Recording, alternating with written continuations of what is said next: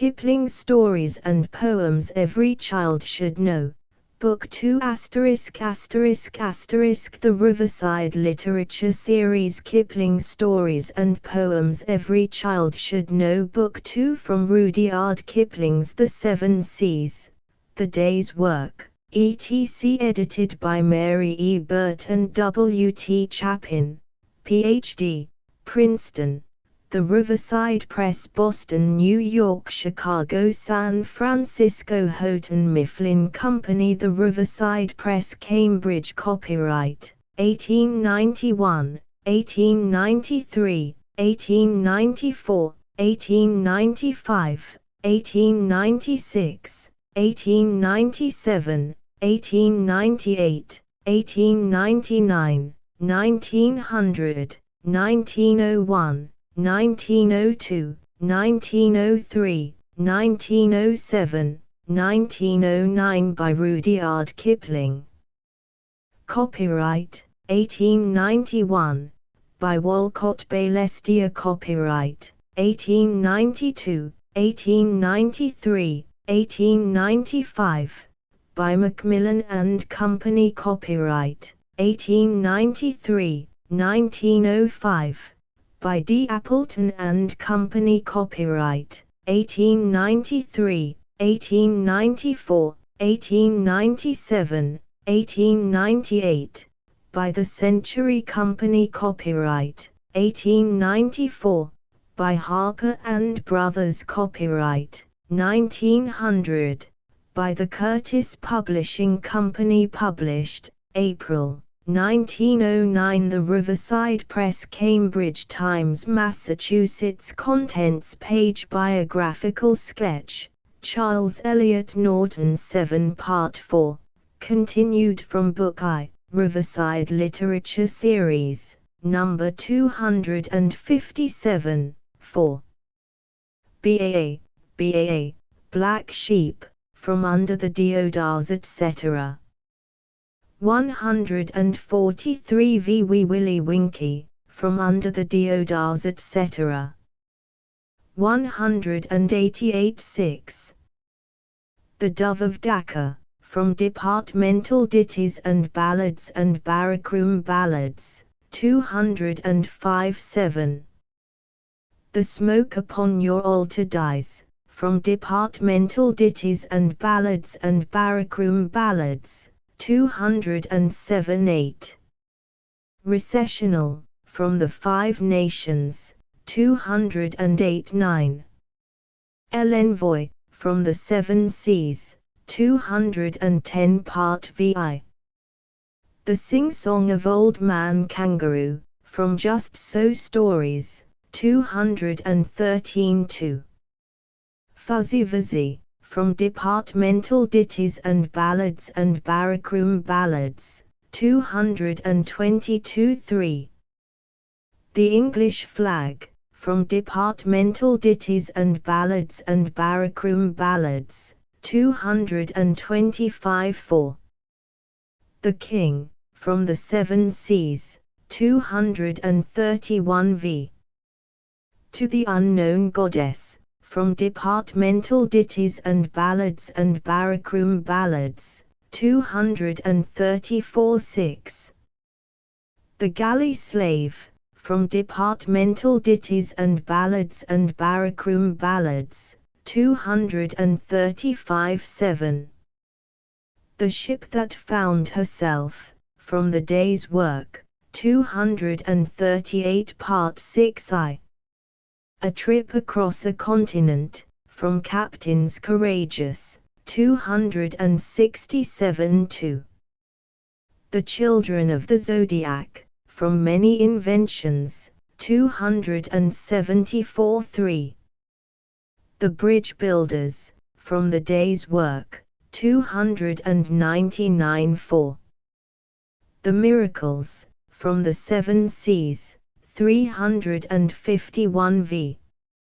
Our Lady of the Snows, From the Five Nations, 353 6.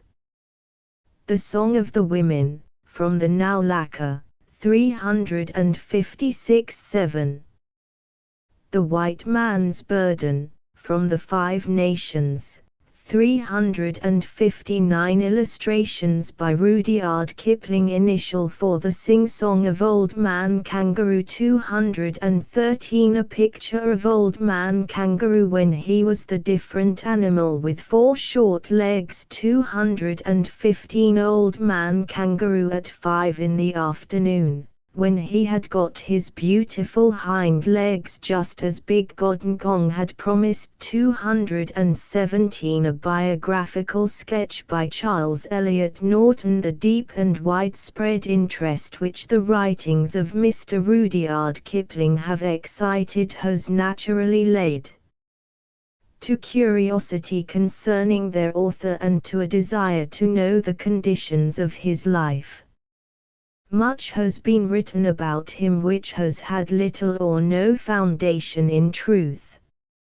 It seems, then, worthwhile, in order to prevent false or mistaken reports from being accepted as trustworthy, and in order to provide for the public such information concerning Mr. Kipling as it has a right to possess, that a correct and authoritative statement of the chief events in his life should be given to it.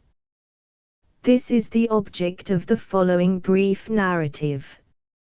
Rudyard Kipling was born at Bombay on the 30th of December, 1865. His mother, Alice, daughter of the Reverend G. B. MacDonald, a Wesleyan preacher, eminent in that denomination, and his father, John Lockwood Kipling, the son also of a Wesleyan preacher, were both of Yorkshire birth. They had been married in London early in the year, and they named their firstborn child after the pretty lake in Staffordshire on the borders of which their acquaintance had begun. Mr. Lockwood Kipling, after leaving school, had served his apprenticeship in one of the famous Staffordshire potteries at Burslem, had afterward worked in the studio of the sculptor, Mr. Burney Phillip, and from 1861 to 1865 had been engaged on the decorations of the South Kensington Museum. During our American War and in the years immediately following, the trade of Bombay was exceedingly flourishing, the city was immensely prosperous, a spirit of inflation possessed the government and the people alike. There were great designs for the improvement and rebuilding of large portions of the town, and a need was felt for artistic oversight and direction of the works in hand and contemplated. The distinction which Mr. Lockwood Kipling had already won by his native ability and thorough training led to his being appointed in 1865 to go to Bombay as the professor of architectural sculpture in the British School of Art which had been established there. It was thus that Rudyard Kipling came to be born in the most cosmopolitan city of the Eastern world, and it was there and in its neighborhood that the first 3 years of the boy's life were spent, years in which every child receives ineffaceable impressions, shaping his conceptions of the world, and in which a child of peculiarly sensitive nature and active disposition, such as this boy possessed, lies open to myriad influences that quicken and give color to the imagination. In the spring of 1868 he was taken by his mother for a visit to England, and there, in the same year, his sister was born. In the next year his mother returned to India with both her children, and the boy's next 2 years were spent at and near Bombay. He was a friendly and receptive child, eager, interested in all the various entertaining aspects of life in a city which, gleaning all races from all lands, presents more diversified and picturesque varieties of human condition than any other, East or West. A little incident which his mother remembers is not without a pretty allegoric significance. It was at Nasik, on the Deccan plain, not far from Bombay, the little fellow trudging over the ploughed field, with his hand in that of the native husbandman, called back to her in the Hindustani, which was as familiar to him as English, "Goodbye, this is my brother." In 1871 Mr. and Mrs. Kipling went with their children to England, and being compelled to return to India the next year, they took up the sorrow common to Anglo-Indian lives, in leaving their children at home in charge of friends at Southsea, near Portsmouth. It was a hard and sad experience for the boy. The originality of his nature and the independence of his spirit had already become clearly manifest, and were likely to render him unintelligible and perplexing to whosoever might have charge of him unless they were gifted with unusual perceptions and quick sympathies. Happily his mother's sister, Mrs., now Lady, Burne-Jones, was near at hand, in case of need, to care for him.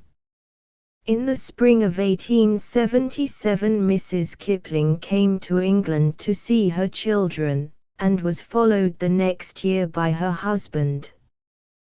The children were removed from Southsea, and Rudyard, grown into a companionable, active-minded, interesting boy, now in his 13th year, had the delight of spending some weeks in Paris, with his father, attracted thither by the exhibition of that year. His eyesight had been for some time a source of trouble to him, and the relief was great from glasses, which were specially fitted to his eyes, and with which he has never since been able to dispense. On the return of his parents to India, early in 1878, Rudyard was placed at the school of Westward Ho, at Bedford, in Devon. This school was one chiefly intended for the sons of members of the Indian services, most of whom were looking forward to following their fathers' careers as servants of the Crown. It was in charge of an admirable headmaster, Mr. Cornell Price, whose character was such that he won the affection of his boys no less than their respect. The young Kipling was not an easy boy to manage. He chose his own way. His talents were such that he might have held a place near the highest in his studies, but he was content to let others surpass him in lessons, while he yielded to his genius in devoting himself to original composition and to much reading in books of his own choice. He became the editor of the school paper, he contributed to the columns of the local Bedford journal, he wrote a quantity of verse, and was venturesome enough to send a copy of verses to a London journal, which, to his infinite satisfaction, was accepted and published. Some of his verses were afterward collected in a little volume, privately printed by his parents at Lahore, with the title Schoolboy Lyrics.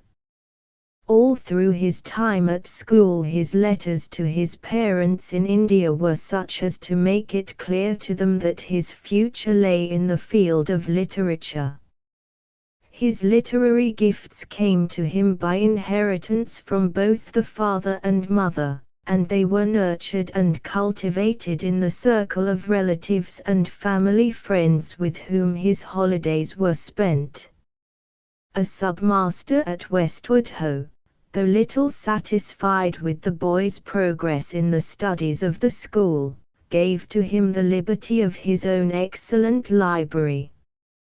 The holidays were spent at the Grange, in South Kensington, the home of his aunt and uncle, Mr. and Mrs. Burne-Jones, and here he came under the happiest possible domestic influences, and was brought into contact with men of highest quality, whose lives were given to letters and the arts, especially with William Morris, the closest intimate of the household of the Grange.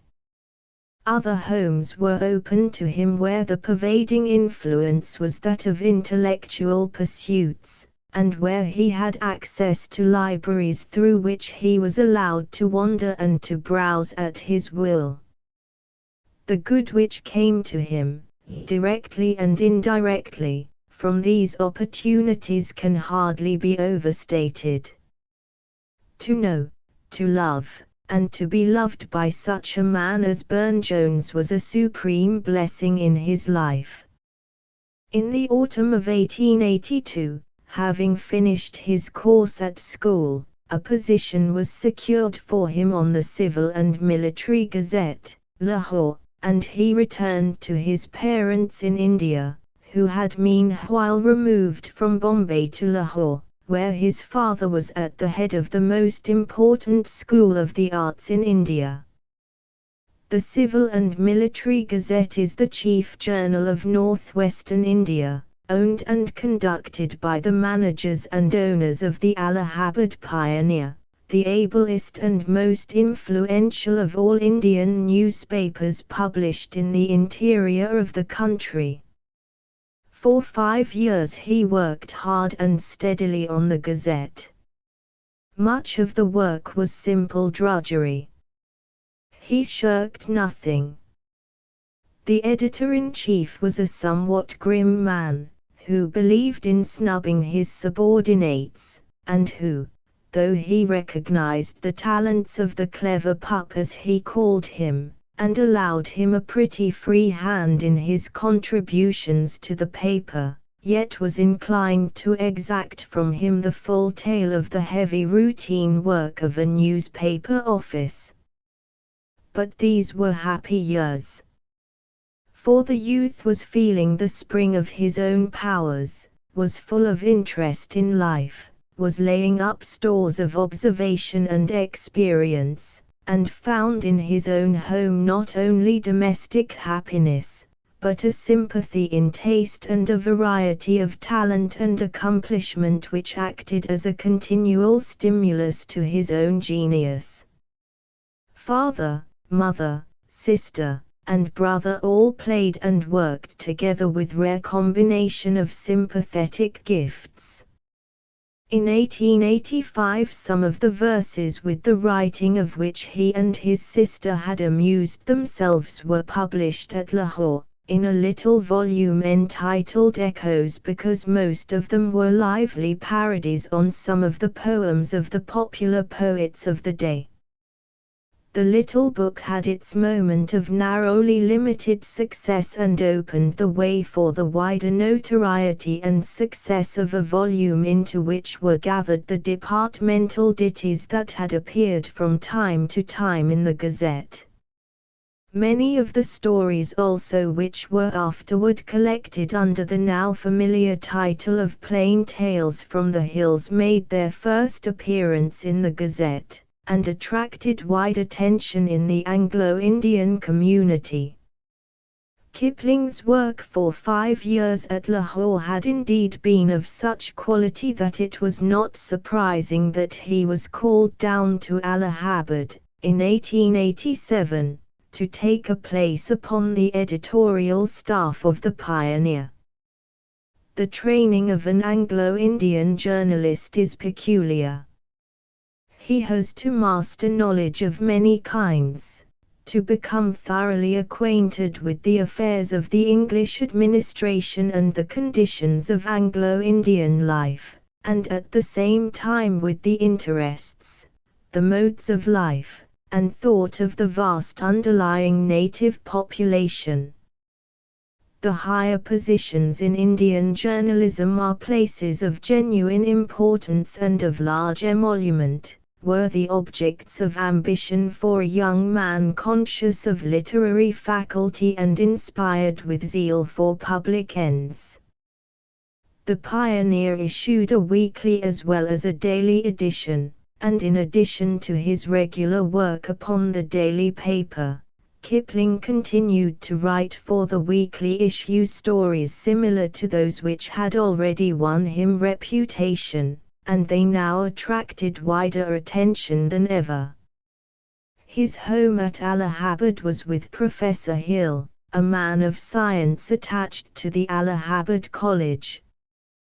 But the continuity of his life was broken by various journeys undertaken in the interest of the paper, one through Rajputana, from which he wrote a series of descriptive letters, called Letters of Marque, another to Calcutta and through Bengal, which resulted in the City of Dreadful Night, and other letters describing the little-known conditions of the vast presidency, and, finally, in 1889, he was sent off by the Pioneer on a tour round the world, on which he was accompanied by his friends, Professor and Mrs. Hill. Going first to Japan, he thence came to America, writing on the way and in America the letters which appeared in the Pioneer under the title of From Sea to Sea, and in September, 1889, he arrived in London. His Indian repute had not preceded him to such degree as to make the way easy for him through the London crowd.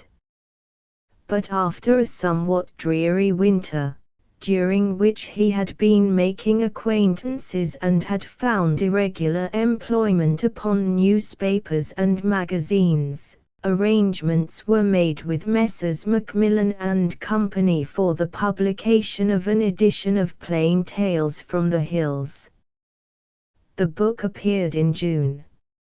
Its success was immediate. It was republished at once in America, and was welcomed as warmly on this side of the Atlantic as on the other. The reprint of Kipling's other Indian stories and of his departmental ditties speedily followed, together with the new tales and poems which showed the wide range of his creative genius. Each volume was a fresh success, each extended the circle of Mr. Kipling's readers, till now he is the most widely known of English authors. In 1891 Mr. Kipling left England for a long voyage to South Africa, Australia, New Zealand, and Ceylon, and thence to visit his parents at Lahore. On his return to England, he was married in London to Miss Bailestia, daughter of the late Mr. Walcott Bailestia of New York. Shortly after their marriage, Mr. and Mrs. Kipling visited Japan, and in August they came to America. They established their home at Brattleboro, Vermont, where Mrs. Kipling's family had a large estate, and here, in a pleasant and beautifully situated house which they had built for themselves, their two eldest children were born, and here they continued to live till September, 1896. During these 4 years Mr. Kipling made 3 brief visits to England to see his parents, who had left India and were now settled in the old country. The winter of 1897–98 was spent by Mr. Kipling and his family, accompanied by his father, in South Africa. He was everywhere received with the utmost cordiality and friendliness. Returning to England in the spring of 1898, he took a house at Rottingdean, near Brighton, with intention to make it his permanent home. Of the later incidents of his life there is no need to speak. For BAA, Black Sheep at the School Council BAA, Black Sheep was elected to a very high position among the Kipling stories because it shows how mean they were to a boy and he didn't need it. Ba, black sheep, have you any wool? Yes, sir, 3 bags full. One for the master, one for the dame, none for the little boy that cries down the lane.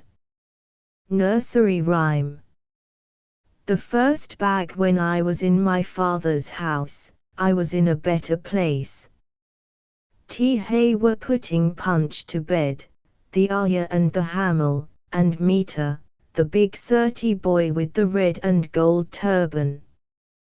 Judy, already tucked inside her mosquito curtains, was nearly asleep.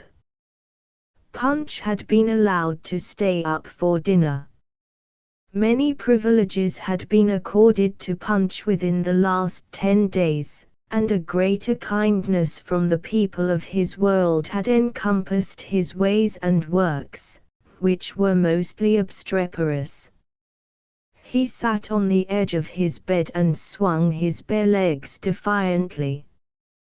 "Punch Barber going to Bilo?" said the Ayah suggestively. "No," said Punch. "Punch Barber wants the story about the Ronnie that was turned into a tiger. Meter must tell it, and the Hamel shall hide behind the door and make tiger noises at the proper time." "But Judy Barber will wake up," said the Ayah. "Judy Barber is waking," piped a small voice from the mosquito curtains. "There was a Ronnie that lived at Delhi." "Go on." Meter and she fell asleep again while Meter began the story. Never had Punch secured the telling of that tale with so little opposition. He reflected for a long time. The Hamel made the tiger noises in 20 different keys. "Top," said Punch authoritatively. "Why does Nt Papa come in and say he is going to give me put-put?" "Punch Barber is going away," said the Ayah. "In another week there will be no Punch Barber to pull my hair anymore." She sighed softly, for the boy of the household was very dear to her heart. "Up the Ghauts in a train," said Punch, standing on his bed. "All the way to Nasik, where the Ronnie tiger lives." "Not to Nasik this year, little Sahib," said Meter, lifting him on his shoulder. "Down to the sea where the cocoanuts are thrown, and across the sea in a big ship." "Will you take Meter with you to Billet?" "You shall all come," said Punch, from the height of Meter's strong arms. Meter and the Ayah and the Hamel and Tiny in the garden, and the Salam Captain Sahib Snake Man. There was no mockery in Meter's voice when he replied, "Great is the Sahib's favor," and laid the little man down in the bed, while the Ayah, sitting in the moonlight at the doorway, lulled him to sleep with an interminable canticle such as they sing in the Roman Catholic Church at peril. Punch curled himself into a ball and slept. Next morning Judy shouted that there was a rat in the nursery, and thus he forgot to tell her the wonderful news. It did not much matter, for Judy was only 3 and she would not have understood.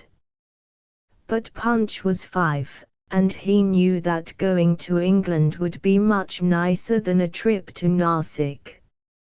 And Papa and Mama sold the broom and the piano, and stripped the house, and curtailed the allowance of crockery for the daily meals, and took long counsel together over a bundle of letters bearing the Rocklington postmark. "The worst of it is that one can't be certain of anything," said Papa, pulling his moustache. "The letters in themselves are excellent, and the terms are moderate enough. The worst of it is that the children will grow up away from me," thought Mama, but she did not say it aloud. We are only one case among hundreds, said Papa bitterly. You shall go home again in 5 years, dear. Punch will be 10 then, and Judy 8. Oh, how long and long and long the time will be. And we have to leave them among strangers. Punch is a cheery little chap. He's sure to make friends wherever he goes. And who could help loving my Jew? They were standing over the cots in the nursery late at night, and I think that Mamma was crying softly. After Papa had gone away, she knelt down by the side of Judy's cot. The ayah saw her and put up a prayer that the Memsahib might never find the love of her children taken away from her and given to a stranger. Mamma's own prayer was a slightly illogical one. Summarized it ran, "Let strangers love my children and be as good to them as I should be, but let me preserve their love and their confidence forever and ever. Amen." Punch scratched himself in his sleep, and Judy moaned a little. That seems to be the only answer to the prayer. And, next day, they all went down to the sea, and there was a scene at the Apollo Bunder when Punch discovered that Mita could not come too, and Judy learned that the ayah must be left behind. But Punch found 1,000 fascinating things in the rope, block, and steam pipeline on the big P&O steamer, long before Mita and the ayah had dried their tears. "Come back, Punch Baba," said the ayah. "Come back," said Mita, "and be a Bara Sahib." "Yes," said Punch, lifted up in his father's arms to wave goodbye. "Yes, I will come back, and I will be a Bara Sahib Bahadur." At the end of the first day Punch demanded to be set down in England, which he was certain must be close at hand. Next day there was a merry breeze, and Punch was very sick. "When I come back to Bombay," said Punch on his recovery, "I will come by the road, in a broomgarai. This is a very naughty ship." The Swedish boatswain consoled him, and he modified his opinions as the voyage went on. There was so much to see and to handle and ask questions about that Punch nearly forgot the ayah and Mita and the Hamel, and with difficulty remembered a few words of the Hindustani once his second speech. But Judy was much worse. The day before the steamer reached Southampton, Mamma asked her if she would not like to see the ayah again. Judy's blue eyes turned to the stretch of sea that had swallowed all her tiny past, and she said, "Ayah." "What ayah?" Mamma cried over her, and Punch marveled. It was then that he heard for the first time Mamma's passionate appeal to him never to let Judy forget Mamma. Seeing that Judy was young, ridiculously young, and that Mamma, every evening for 4 weeks past, had come into the cabin to sing her and Punch to sleep with a mysterious tune that he called Sunny, my soul, Punch could not understand what Mamma meant. But he strove to do his duty, for the moment Mamma left the cabin, he said to Judy, "Ju, you remember Mamma?" "'Course I do," said Judy. "Then always remember Mamma, or else I won't give you the paper ducks that the red-haired Captain Sahib cut out for me." So Judy promised always to remember Mamma. Many and many a time was Mamma's command laid upon Punch, and Papa would say the same thing with an insistence that awed the child. "You must make haste and learn to write, Punch," said Papa, and then you'll be able to write letters to us in Bombay." "I'll come into your room," said Punch, and Papa choked. Papa and Mama were always choking in those days. If Punch took Judy to task for not remembering, they choked. If Punch sprawled on the sofa in the Southampton lodging house and sketched his future in purple and gold, they choked, and so they did if Judy put up her mouth for a kiss. Through many days all four were vagabonds on the face of the earth, Punch with no one to give orders to, Judy too young for anything, and Papa and Mama grave, distracted, and choking. "Where," demanded Punch, wearied of a loathsome contrivance on 4 wheels with a mound of luggage atop, "where is our broomgarage? This thing talks so much that I can't talk. Where is our own broomgarage? When I was at bandstand before we comed away, I asked Inverarity Sahib why he was sitting in it, and he said it was his own. And I said, I will give it you, I like Inverarity Sahib, and I said, can you put your legs through the pullywag loops by the windows? And Inverarity Sahib said no, and laughed. I can put my legs through the pullywag loops. I can put my legs through these pullywag loops. Look. Oh, Mama's crying again. I didn't know. I was not to do so. Punch drew his legs out of the loops of the four-wheeler, the door opened and he slid to the earth, in a cascade of parcels, at the door of an austere little villa whose gates bore the legend Down Lodge. Punch gathered himself together and eyed the house with disfavor. It stood on a sandy road, and a cold wind tickled his knickerbockered legs. Let us go away, said Punch. This is not a pretty place. But Mama and Papa and Judy had quitted the cab, and all the luggage was being taken into the house.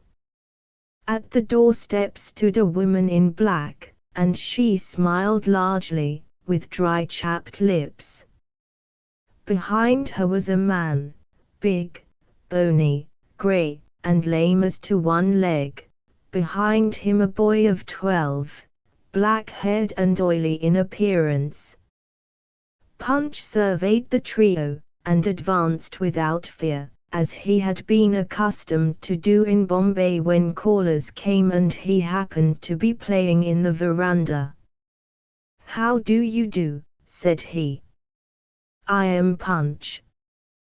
But they were all looking at the luggage, all except the grey man, who shook hands with Punch and said he was a smart little fellow. There was much running about and banging of boxes, and Punch curled himself up on the sofa in the dining room and considered things. I don't like these people, said Punch. But never mind. We'll go away soon. We have always went away soon from everywhere. I wish we was gone back to Bombay soon. The wish bore no fruit. For 6 days Mama wept at intervals, and showed the woman in black all Punch's clothes, a liberty which Punch resented. But perhaps she's a new white Arya, he thought. I'm to call her Auntie Rosa, but she doesn't call me Sahib. She says just Punch, he confided to Judy. What is Auntie Rosa? Judy didn't know. Neither she nor Punch had heard anything of an animal called an aunt. Their world had been Papa and Mama, who knew everything, permitted everything, and loved everybody, even Punch when he used to go into the garden at Bombay and fill his nails with mold after the weekly nail cutting, because, as he explained between 2 strokes of the slipper to his sorely tried father, his fingers felt so new at the ends. In an undefined way Punch judged it advisable to keep both parents between himself and the woman in black and the boy in black hair. He did not approve of them. He liked the grey man, who had expressed a wish to be called Uncle Harry. They nodded at each other when they met, and the grey man showed him a little ship with rigging that took up and down. She is a model of the brisk, the little brisk that was sore exposed that day at Navarino. The grey man hummed the last words and fell into a reverie. I'll tell you about Navarino, Punch, when we go for walks together, and you mustn't touch the ship, because she's the brisk. Long before that walk, the first of many, was taken, they roused Punch and Judy in the chill dawn of a February morning to say goodbye, and of all people in the wide earth to Papa and Mama, both crying this time. Punch was very sleepy and Judy was cross. Don't forget us, pleaded Mama. Oh, my little son, don't forget us, and see that Judy remembers too. I've told Judy to remember, said Punch, wiggling, for his father's beard tickled his neck. I've told Judy 10, 40, 11,000 times. But Ju's so young, quite a baby, isn't she? Yes, said Papa, quite a baby, and you must be good to Judy, and make haste to learn to write and, Punch was back in his bed again. Judy was fast asleep, and there was the rattle of a cab below. Papa and Mama had gone away. Not to Narsik, that was across the sea. To some place much nearer, of course, and equally of course they would return. They came back after dinner parties, and Papa had come back after he had been to a place called the Snows and Mama with him, to Punch and Judy at Mrs. Inveraty's house in Marine Lines. Assuredly they would come back again. So Punch fell asleep till the true morning, when the black-haired boy met him with the information that Papa and Mama had gone to Bombay, and that he and Judy were to stay at Down Lodge forever. Auntie Rosa, tearfully appealed to for a contradiction, said that Harry had spoken the truth, and that it behooved Punch to fold up his clothes neatly on going to bed. Punch went out and wept bitterly with Judy, into whose fair head he had driven some ideas of the meaning of separation.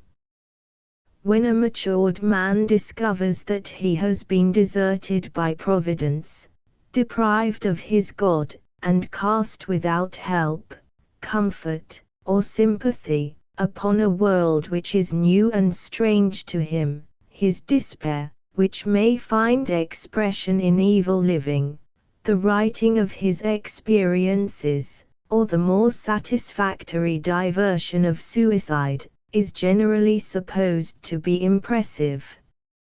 A child, under exactly similar circumstances as far as its knowledge goes, cannot very well curse God and die. It howls till its nose is red, its eyes are sore, and its head aches. Punch and Judy, through no fault of their own, had lost all their world. They sat in the hall and cried, the black-haired boy looking on from afar. The model of the ship availed nothing, though the grey man assured Punch that he might pull the rigging up and down as much as he pleased, and Judy was promised free entry into the kitchen. They wanted Papa and Mama, gone to Bombay beyond the seas, and their grief while it lasted was without remedy. When the tears ceased, the house was very still. Auntie Rosa had decided it was better to let the children have their cry out, and the boy had gone to school. Punch raised his head from the floor and sniffed mournfully. Judy was nearly asleep. 3 short years had not taught her how to bear sorrow with full knowledge. There was a distant, dull boom in the air, a repeated heavy thud. Punch knew that sound in Bombay in the monsoon. It was the sea that must be traversed before anyone could get to Bombay. "Quick, Ju," he cried, "we're close to the sea. I can hear it. Listen. That's where they've went. P'raps we can catch them if we was in time. They didn't mean to go without us. They've only forgot." Said Judy. "They've only forgotted. Let's go to the sea." The hall door was open and so was the garden gate.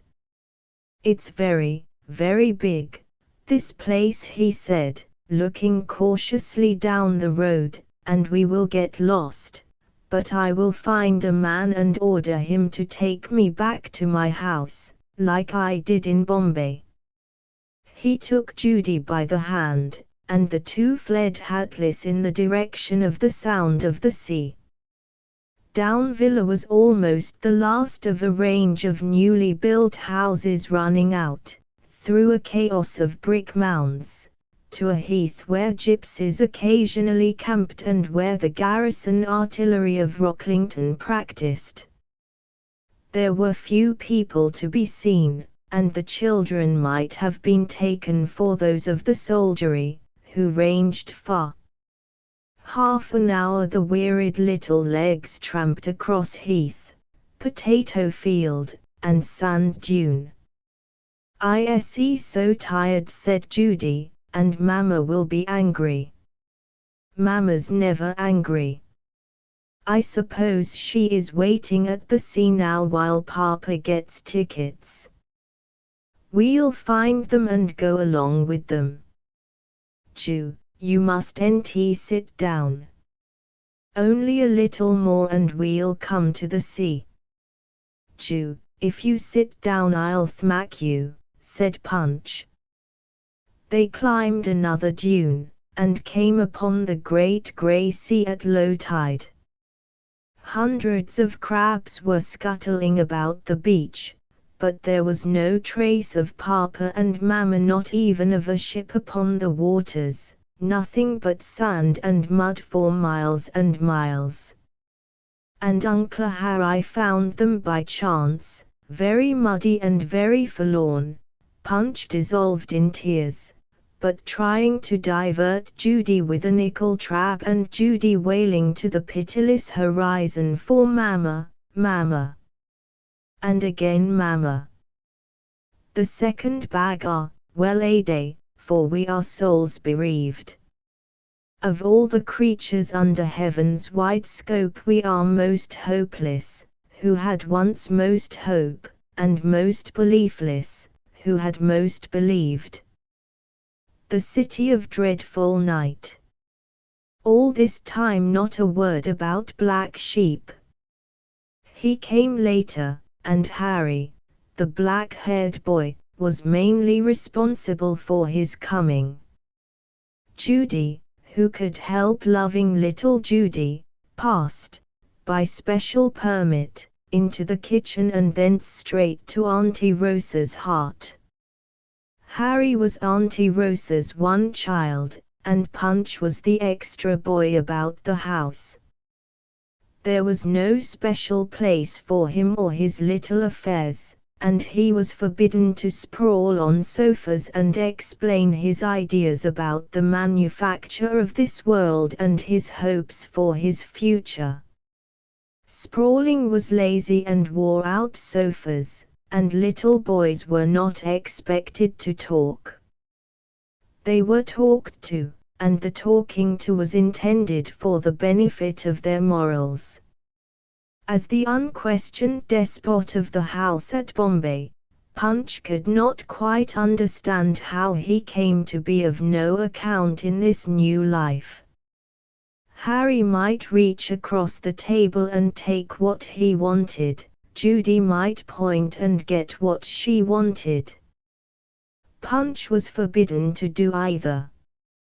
The grey man was his great hope and standby for many months after Mama and Papa left, and he had forgotten to tell Judy to remember Mama.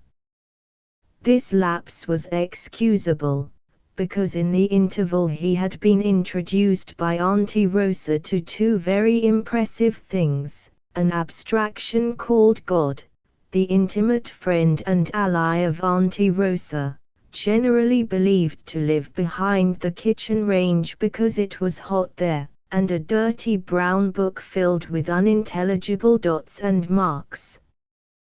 Punch was always anxious to oblige everybody. He, therefore, welded the story of the creation onto what he could recollect of his Indian fairy tales, and scandalized Auntie Rosa by repeating the result to Judy. It was a sin, a grievous sin, and Punch was talked to for a quarter of an hour. He could not understand where the iniquity came in, but was careful not to repeat the offense, because Auntie Rosa told him that God had heard every word he had said and was very angry. If this were true, why didn't God come and say so, thought Punch, and dismissed the matter from his mind.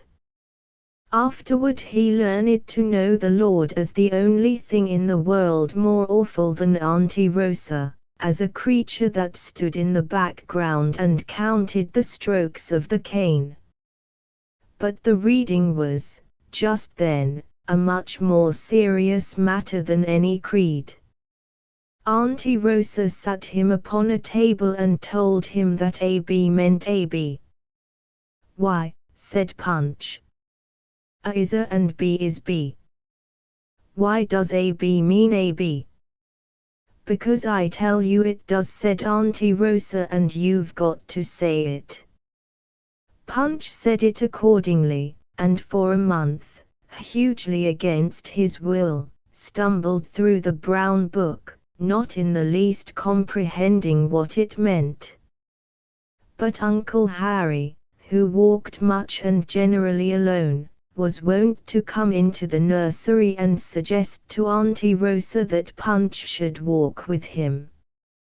He seldom spoke, but he showed Punch all Rocklington, from the mudbanks and the sand of the Back Bay to the great harbours where ships lay at anchor, and the dockyards where the hammers were never still, and the marine store shops, and the shiny brass counters in the offices where Uncle Harry went once every 3 months with a slip of blue paper and received sovereigns in exchange, for he held a wound pension.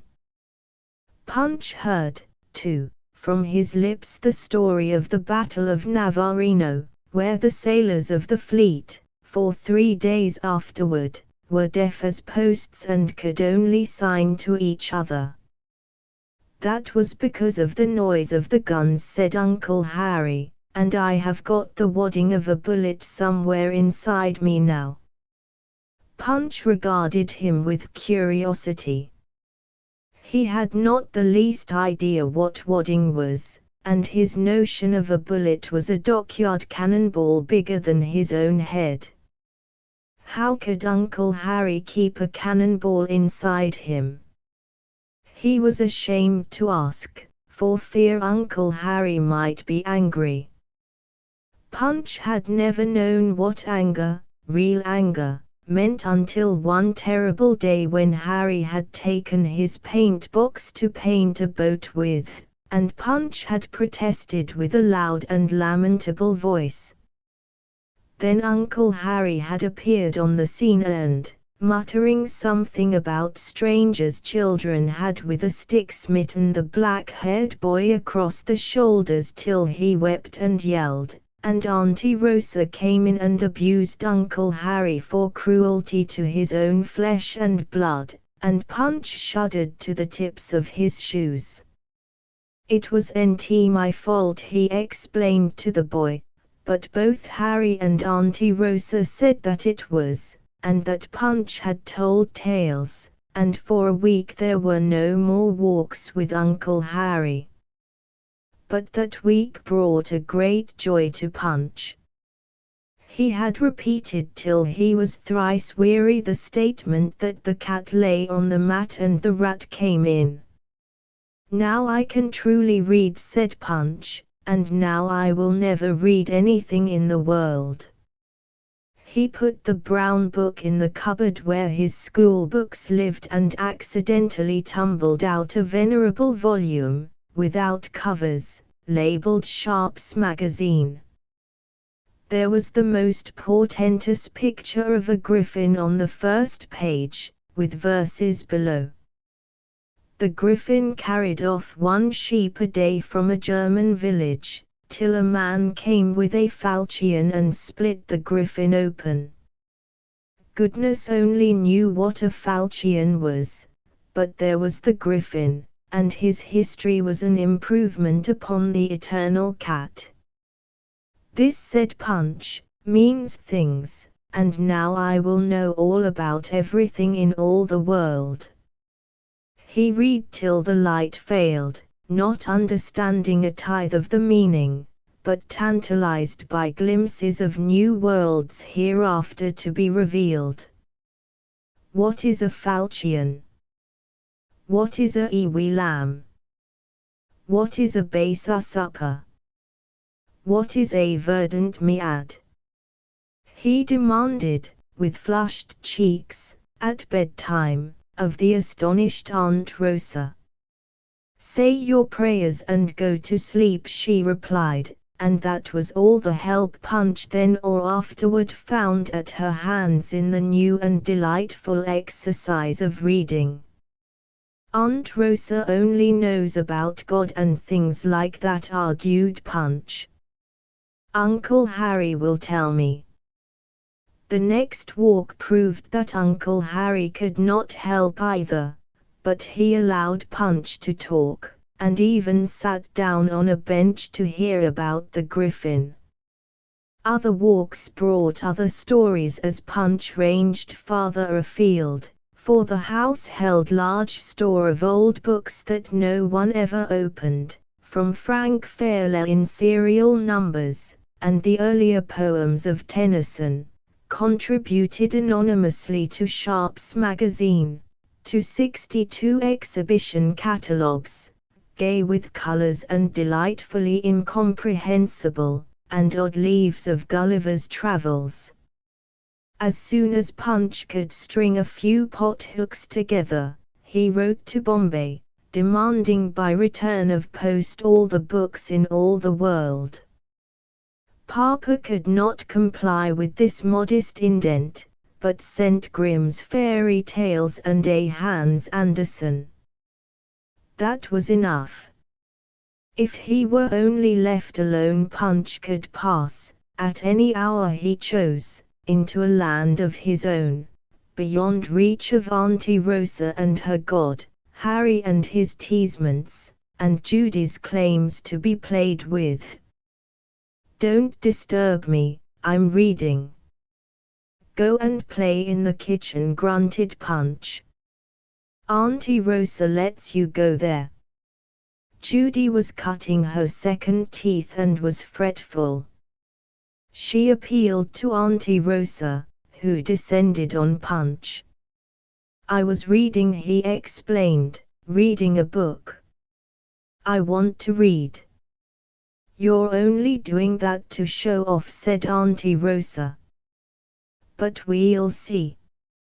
Play with Judy now, and don't open a book for a week. Judy did not pass a very enjoyable playtime with Punch, who was consumed with indignation. There was a pettiness at the bottom of the prohibition which puzzled him. "It's what I like to do," he said, "and she's found out that and stopped me. Don't cry, Ju, it wasn't your fault. Please don't cry, or she'll say I made you." Ju loyally mopped up her tears, and the two played in their nursery, a room in the basement and half underground, to which they were regularly sent after the midday dinner while Auntie Rosa slept. She drank wine, that is to say, something from a bottle in the cellaret, for her stomach's sake, but if she did not fall asleep she would sometimes come into the nursery to see that the children were really playing. Now bricks, wooden hoops, ninepins, and chinaware cannot amuse forever, especially when all fairyland is to be won by the mere opening of a book, and, as often as not, Punch would be discovered reading to Judy or tell her interminable tales. That was an offense in the eyes of the law, and Judy would be whisked off by Auntie Rosa, while Punch was left to play alone, and be sure that I hear you doing it. It was not a cheering employ, for he had to make a playful noise. At last, with infinite craft, he devised an arrangement whereby the table could be supported as to 3 legs on toy bricks, leaving the 4th clear to bring down on the floor. He could work the table with one hand and hold a book with the other.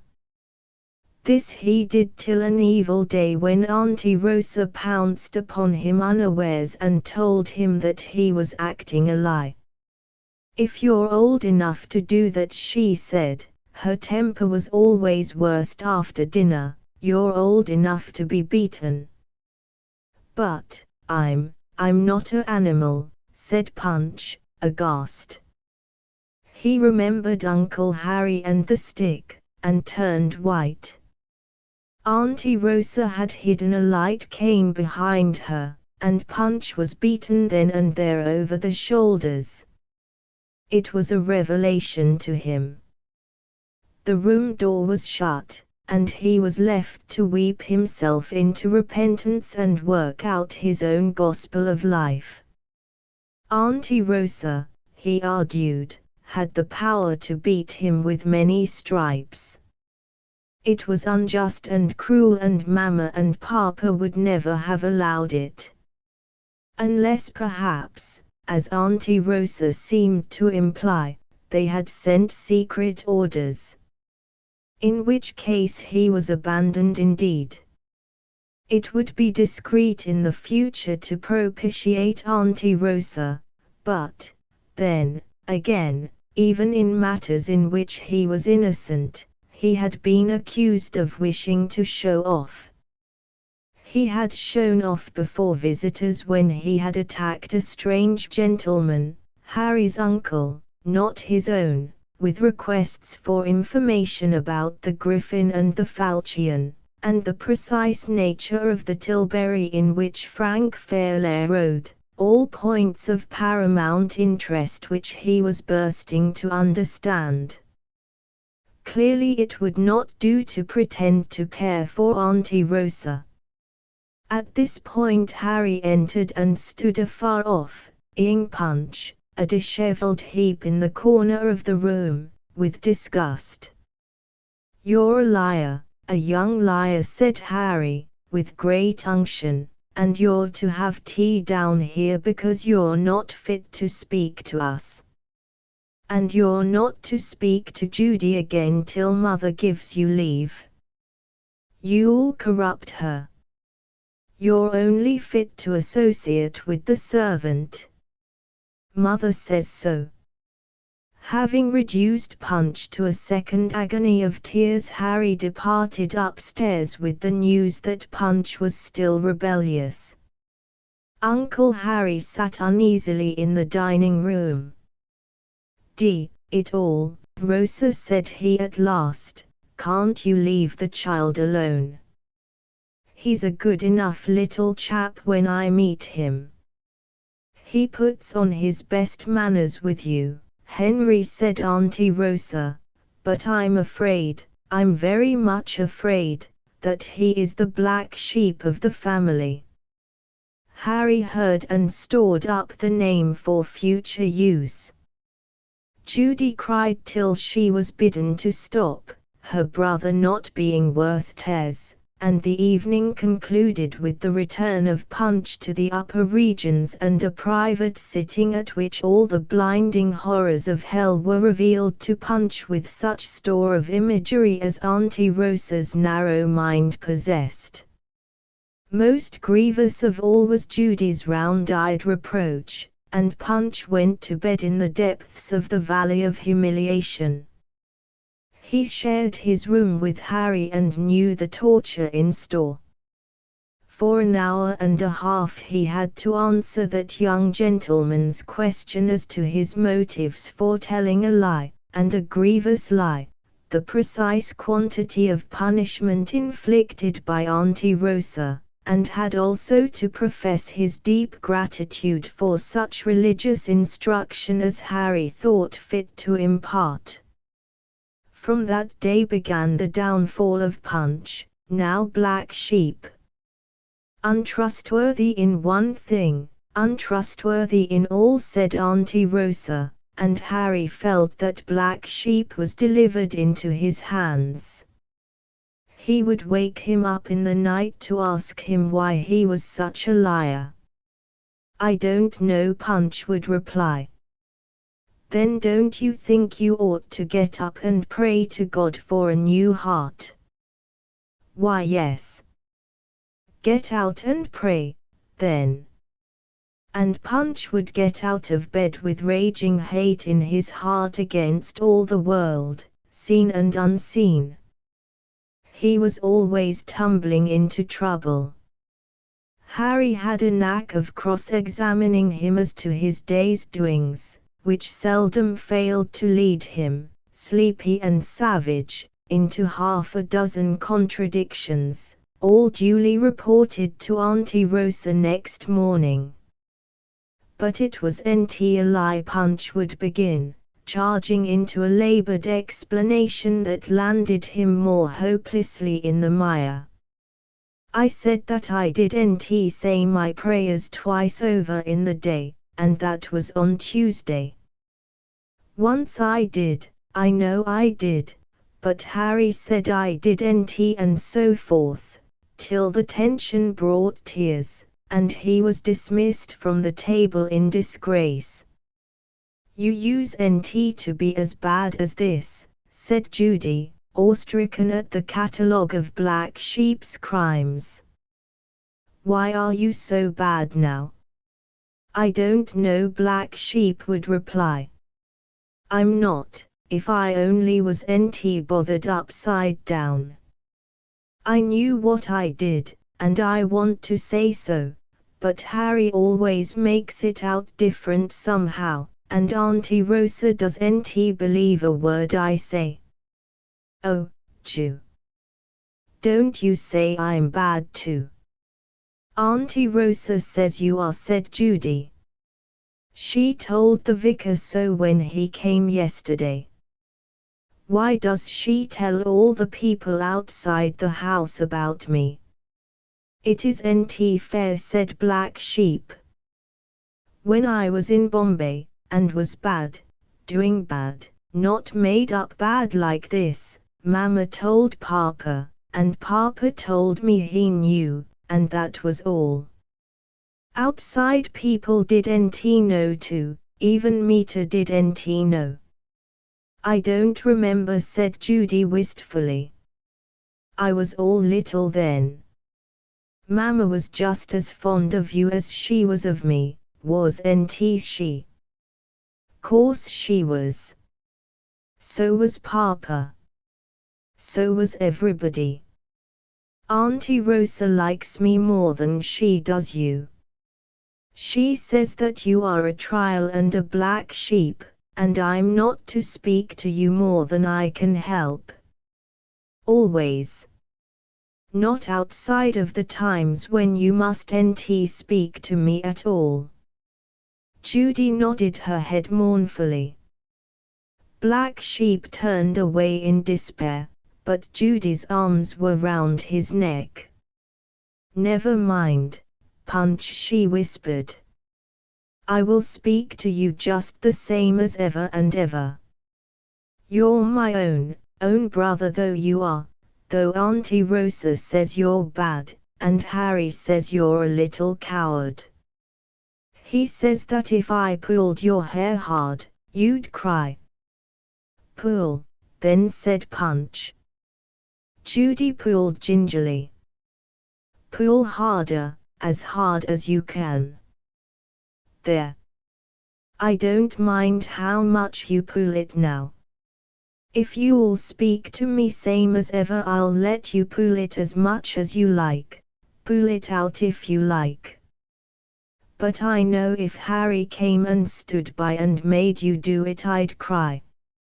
So the two children sealed the compact with a kiss, and Black Sheep's heart was cheered within him, and by extreme caution and careful avoidance of Harry he acquired virtue and was allowed to read undisturbed for a week.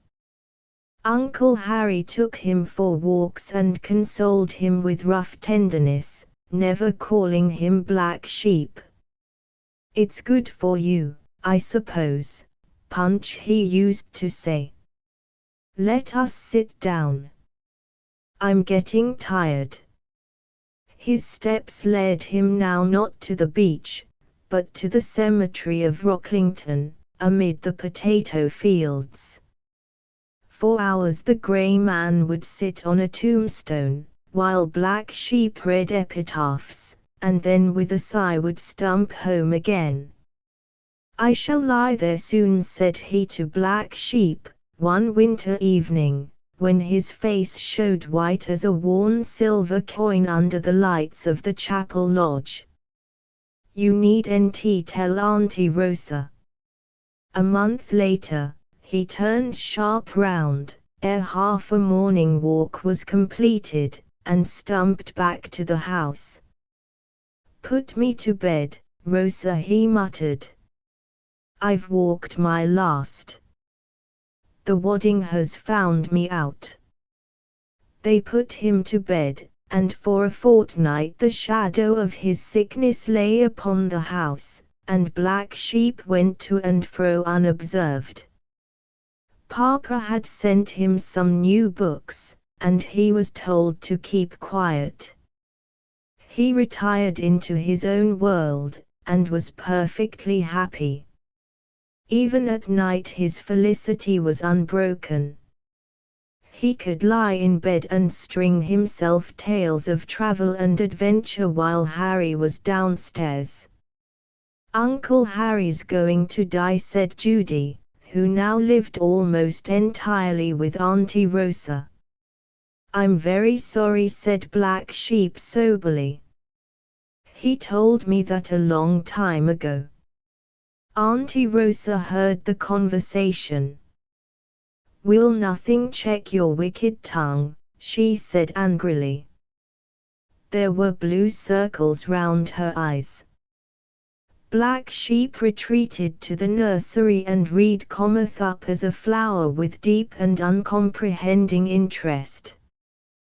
He had been forbidden to read it on account of its sinfulness, but the bonds of the universe were crumbling, and Auntie Rosa was in great grief.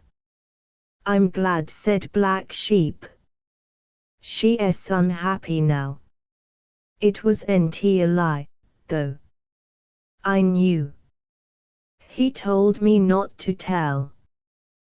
That night Black Sheep woke with a start. Harry was not in the room, and there was a sound of sobbing on the next floor.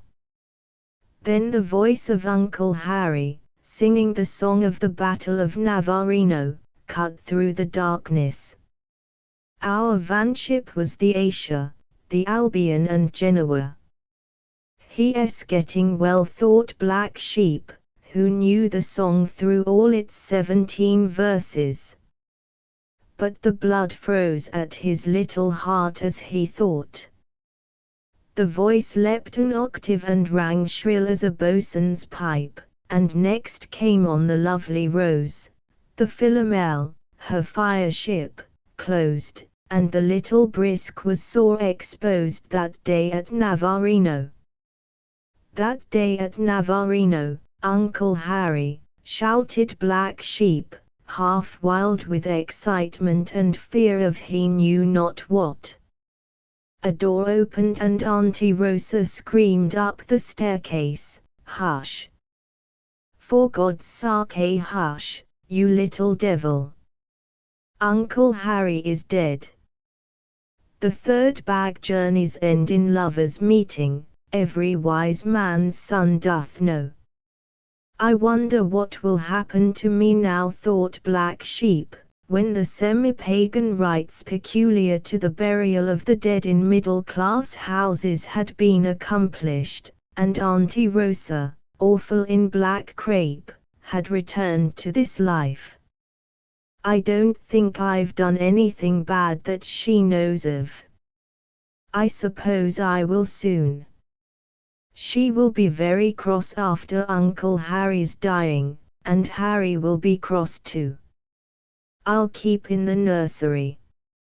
Unfortunately for Punch's plans, it was decided that he should be sent to a day school which Harry attended.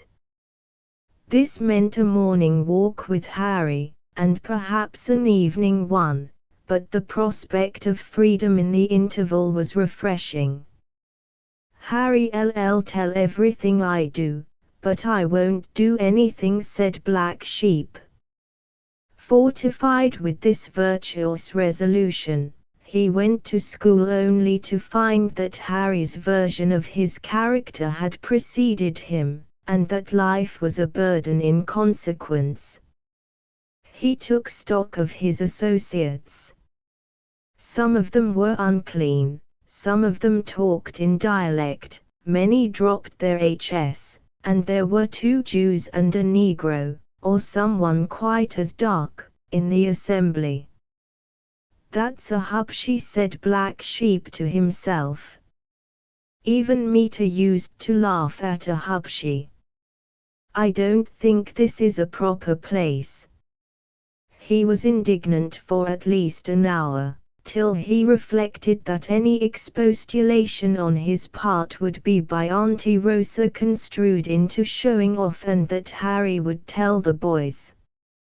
"How do you like school?" said Auntie Rosa at the end of the day. "I think it is a very nice place," said Punch quietly. "I suppose you warned the boys of Black Sheep's character," said Auntie Rosa to Harry. "Oh, yes," said the censor of Black Sheep's morals. "They know all about him." "If I was with my father," said Black Sheep, stung to the quick, "I should nt speak to those boys. He would nt let me. They live in shops. I saw them go into shops, where their fathers live, and sell things." "You're too good for that school, are you?" said Auntie Rosa, with a bitter smile. "You ought to be grateful, Black Sheep, that those boys speak to you at all. It is nt every school that takes little liars." Harry did not fail to make much capital out of Black Sheep's ill-considered remark, with the result that several boys, including the hubshi, demonstrated to Black Sheep the eternal equality of the human race by smacking his head, and his consolation from Auntie Rosa was that it served him right for being vain. He learned, however, to keep his opinions to himself, and by propitiating Harry in carrying books and the like to secure a little peace. His existence was not too joyful. From 9 till 12 he was at school, and from 2 to 4, except on Saturdays. In the evenings he was sent down into the nursery to prepare his lessons for the next day, and every night came the dreaded cross-questionings at Harry's hand. Of Judy he saw but little. She was deeply religious. At 6 years of age religion is easy to come by, and sorely divided between her natural love for Black Sheep and her love for Auntie Rosa, who could do no wrong. The lean woman returned that love with interest, and Judy, when she dared, took advantage of this for the remission of Black Sheep's penalties. Failures in lessons at school were furnished at home by a week without reading other than school books, and Harry brought the news of such a failure with glee. Further, Black Sheep was then bound to repeat his lessons at bedtime to Harry, who generally succeeded in making him break down, and consoled him by gloomiest forebodings for the morrow.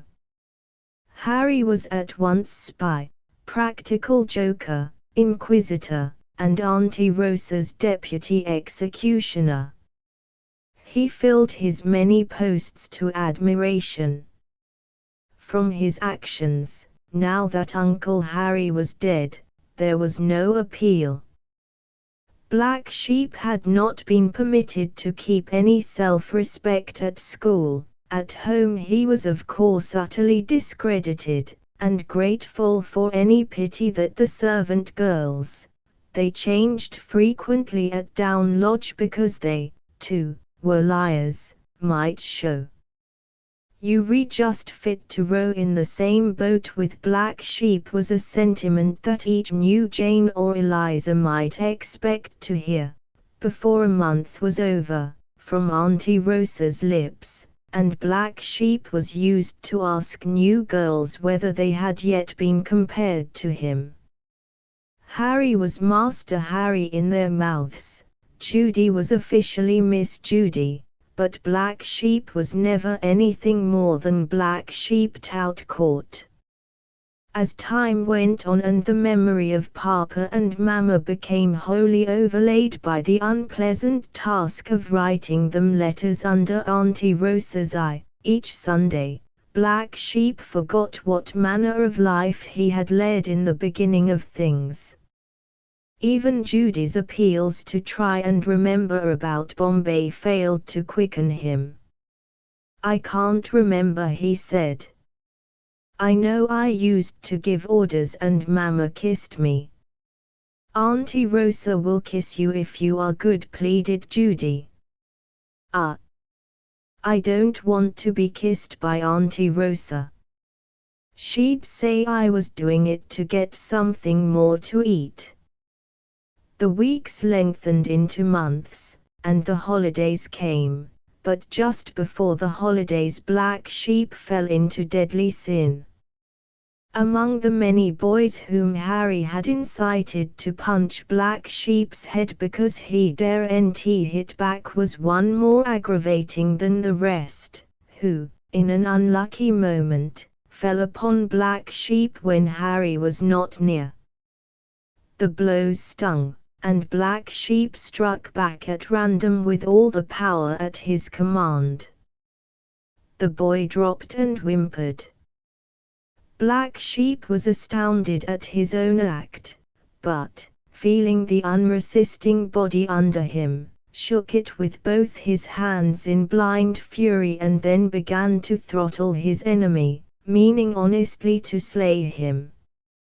There was a scuffle, and Black Sheep was torn off the body by Harry and some colleagues, and cuffed home tingling but exultant. Auntie Rosa was out. Pending her arrival, Harry set himself to lecture Black Sheep on the sin of murder, which he described as the offense of Cain. Why didn't you fight him fair? What did you hit him when he was down for, you little cur? Black Sheep looked up at Harry's throat and then at a knife on the dinner table. I don't understand, he said wearily. You always set him on me and told me I was a coward when I blubbed. Will you leave me alone until Auntie Rosa comes in? She'll beat me if you tell her I ought to be beaten, so it's all right. It's all wrong, said Harry magisterially. You nearly killed him, and I shouldn't wonder if he dies. Will he die? Said Black Sheep. I dare say, said Harry, and then you'll be hanged. All right, said Black Sheep, possessing himself of the table knife. Then I'll kill you now. You say things and do things and I don't know how things happen, and you never leave me alone, and I don't care what happens. He ran at the boy with the knife, and Harry fled upstairs to his room, promising Black Sheep the finest thrashing in the world when Auntie Rosa returned. Black Sheep sat at the bottom of the stairs, the table knife in his hand, and wept for that he had not killed Harry. The servant girl came up from the kitchen, took the knife away, and consoled him. But Black Sheep was beyond consolation. He would be badly beaten by Auntie Rosa, then there would be another beating at Harry's hands, then Judy would not be allowed to speak to him, then the tale would be told at school, and then there was no one to help and no one to care, and the best way out of the business was by death. A knife would hurt, but Auntie Rosa had told him, a year ago, that if he sucked paint he would die. He went into the nursery, unearthed the now disused Noah's Ark, and sucked the paint off as many animals as remained. It tasted abominable, but he had licked Noah's dove clean by the time Auntie Rosa and Judy returned. He went upstairs and greeted them with, "Please, Auntie Rosa, I believe I've nearly killed a boy at school, and I've tried to kill Harry, and when you've done all about God and hell, will you beat me and get it over?" The tale of the assault as told by Harry could only be explained on the ground of possession by the devil. Wherefore Black Sheep was not only most excellently beaten, once by Auntie Rosa and once, when thoroughly cowed down, by Harry, but he was further prayed for at family prayers, together with Jane, who had stolen a cold risol from the pantry and snuffled audibly as her enormity was brought before the throne of grace. Black Sheep was sore and stiff, but triumphant.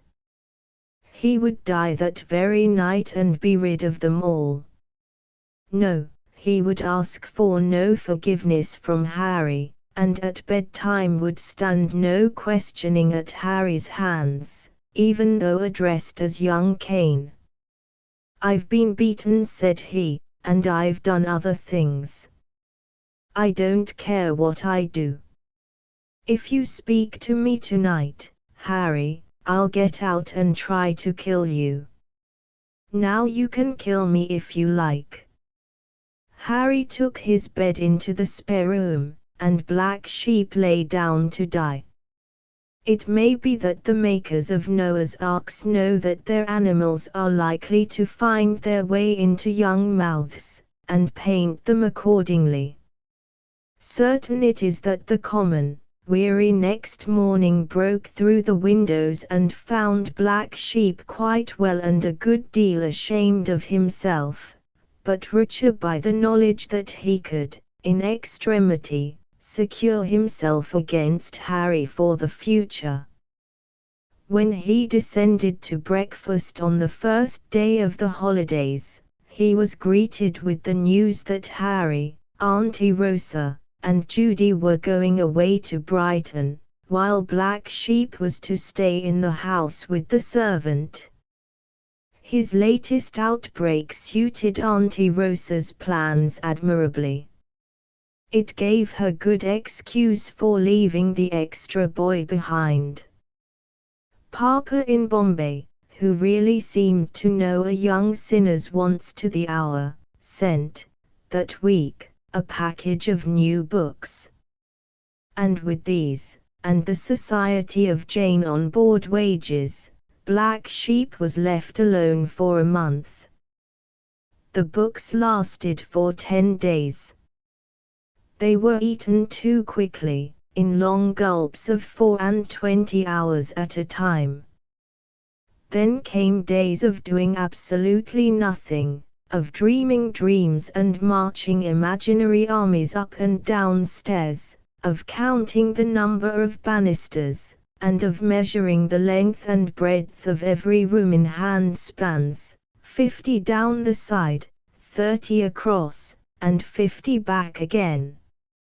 Jane made many friends, and, after receiving Black Sheep's assurance that he would not tell of her absences, went out daily for long hours. Black Sheep would follow the rays of the sinking sun from the kitchen to the dining room and thence upward to his own bedroom until all was grey dark, and he ran down to the kitchen fire and read by its light. He was happy in that he was left alone and could read as much as he pleased.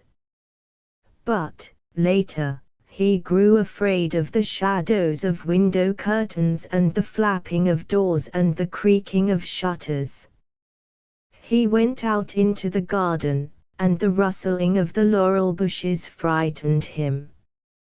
He was glad when they all returned, Auntie Rosa, Harry, and Judy, full of news, and Judy laden with gifts.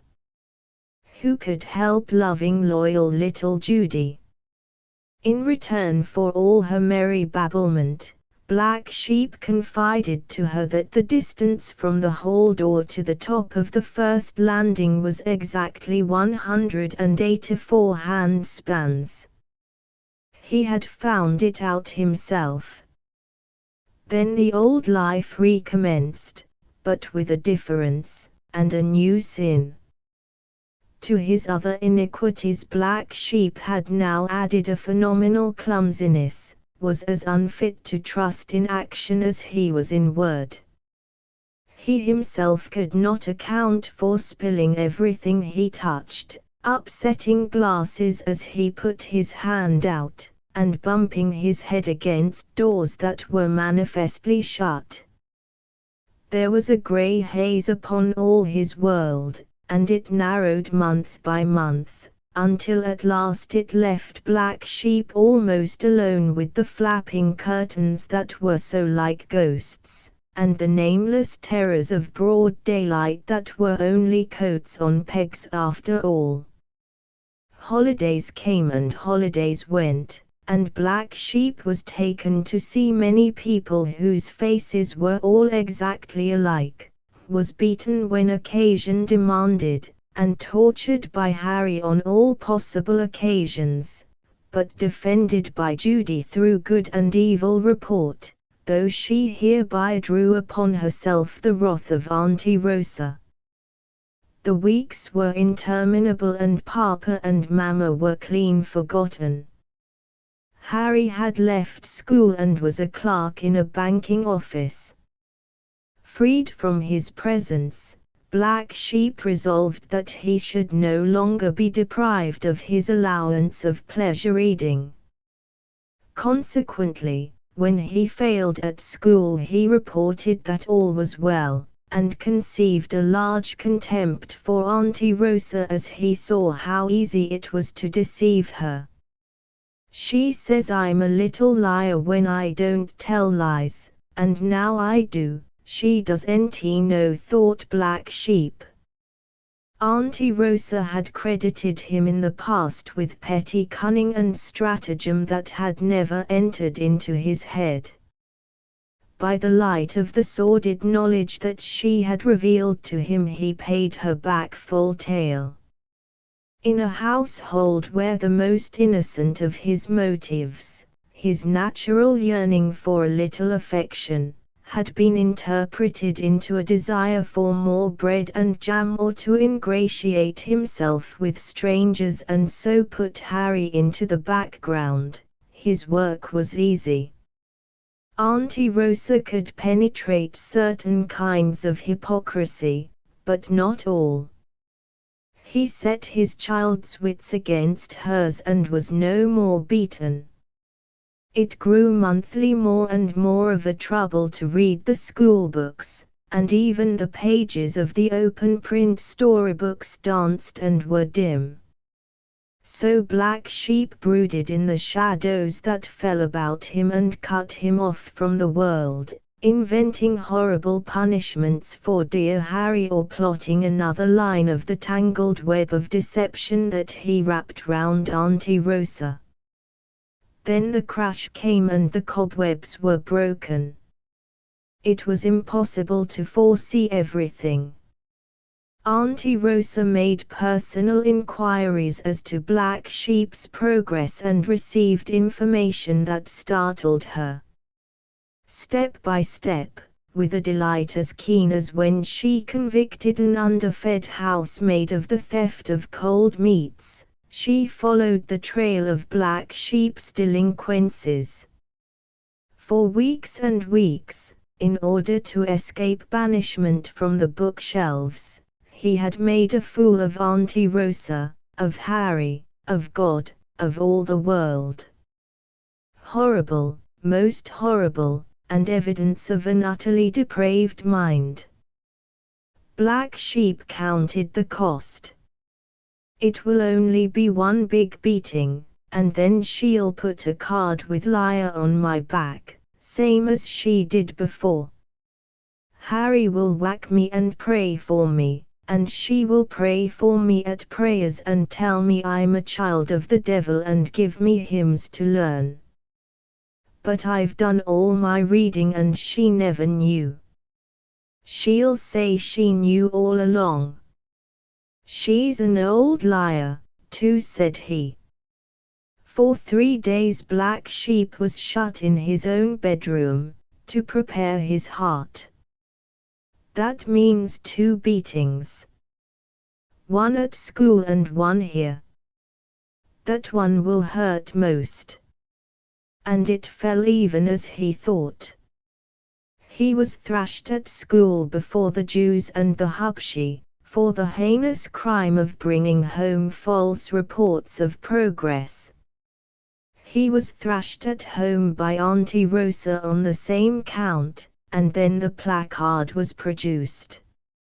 Auntie Rosa stitched it between his shoulders and bade him go for a walk with it upon him. If you make me do that, said Black Sheep very quietly, I shall burn this house down, and perhaps I'll kill you. I don't know whether I can kill you, you re so bony, but I'll try. No punishment followed this blasphemy, though Black Sheep held himself ready to work his way to Auntie Rosa's withered throat, and grip there till he was beaten off. Perhaps Auntie Rosa was afraid, for Black Sheep, having reached the nadir of sin, bore himself with a new recklessness. In the midst of all the trouble there came a visitor from over the seas to Down Lodge, who knew Papa and Mama, and was commissioned to see Punch and Judy. Black Sheep was sent to the drawing-room and charged into a solid tea table laden with china. Gently, gently, little man, said the visitor, turning Black Sheep's face to the light slowly. What's that big bird on the palings? What bird? Asked Black Sheep. The visitor looked deep down into Black Sheep's eyes for half a minute, and then said suddenly, "Good God, the little chap's nearly blind." It was a most businesslike visitor. He gave orders, on his own responsibility, that Black Sheep was not to go to school or open a book until Mama came home. "She'll be here in 3 weeks, as you know of course," said he, "and I'm Inverarity Sahib. I ushered you into this wicked world, young man, and a nice use you seem to have made of your time. You must do nothing whatever." "Can you do that?" "Yes," said Punch in a dazed way. He had known that Mama was coming. There was a chance, then, of another beating. Thank heaven, Papa was NT coming too. Auntie Rosa had said of late that he ought to be beaten by a man. For the next 3 weeks Black Sheep was strictly allowed to do nothing. He spent his time in the old nursery looking at the broken toys, for all of which account must be rendered to Mama. Auntie Rosa hit him over the hands if even a wooden boat were broken. But that sin was of small importance compared to the other revelations, so darkly hinted at by Auntie Rosa. "When your mother comes, and hears what I have to tell her, she may appreciate you properly," she said grimly, and mounted guard over Judy lest that small maiden should attempt to comfort her brother, to the peril of her own soul. And Mama came, in a four-wheeler and a flutter of tender excitement. Such a Mama! She was young, frivolously young, and beautiful, with delicately flushed cheeks, eyes that shone like stars, and a voice that needed no additional appeal of outstretched arms to draw little ones to her heart. Judy ran straight to her, but Black Sheep hesitated. Could this wonder be showing off? She would not put out her arms when she knew of his crimes. Meantime, was it possible that by fondling she wanted to get anything out of Black Sheep? Only all his love and all his confidence, but that Black Sheep did not know. Auntie Rosa withdrew and left Mama, kneeling between her children, half laughing, half crying, in the very hall where Punch and Judy had wept 5 years before. "Well, chicks, do you remember me?" "No," said Judy frankly, "but I said God bless Papa and Mama every night." "A little," said Black Sheep. "Remember I wrote to you every week, anyhow." "That is NT to show off, but cause of what comes afterward." "What comes after?" "What should come after, my darling boy?" And she drew him to her again. He came awkwardly, with many angles. "Not used to petting," said the quick mother soul. "The girl is.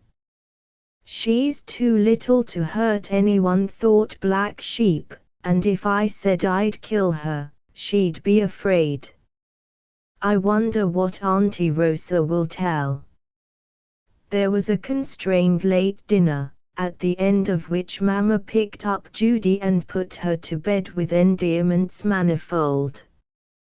Faithless little Judy had shown her defection from Auntie Rosa already.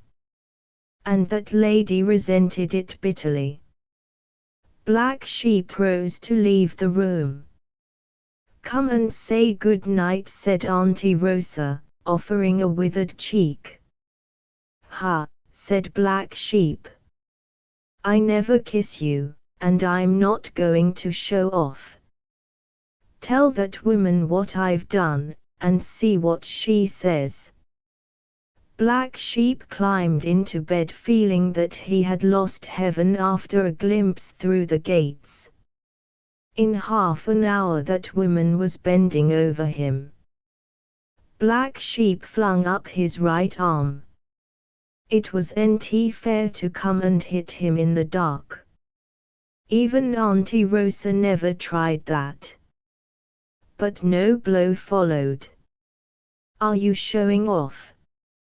I won't tell you anything more than Auntie Rosa has, and she doesn't know everything, said Black Sheep as clearly as he could for the arms round his neck. Oh, my son, my little son.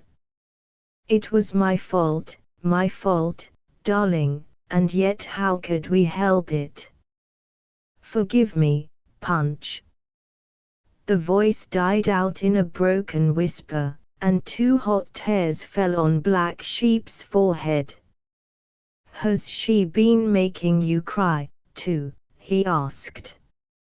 You should see Jane cry. But you're nice, and Jane is a born liar, Auntie Rosa says so. Hush, Punch, hush. My boy, don't talk like that. Try to love me a little bit, a little bit. You don't know how I want it. Punch Barber, come back to me. I am your mother, your own mother, and never mind the rest. I know, yes, I know, dear. It doesn't matter now. Punch, won't you care for me a little? It is astonishing how much petting a big boy of 10 can endure when he is quite sure that there is no one to laugh at him. Black Sheep had never been made much of before, and here was this beautiful woman treating him, Black Sheep, the child of the devil and the inheritor of undying flame, as though he were a small god. I care for you a great deal, Mother dear, he whispered at last, and I'm glad you've come back, but are you sure Auntie Rosa told you everything? Everything. What does it matter? But, the voice broke with a sob that was also laughter, Punch, my poor, dear, half-blind darling, don't you think it was a little foolish of you? No. It saved a lickin'. Mama shuddered and slipped away in the darkness to write a long letter to Papa. Here is an extract.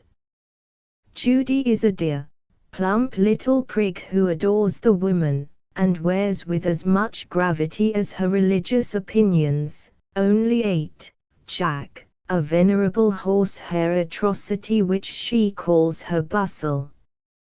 I have just burned it, and the child is asleep in my bed as I write. She will come to me at once.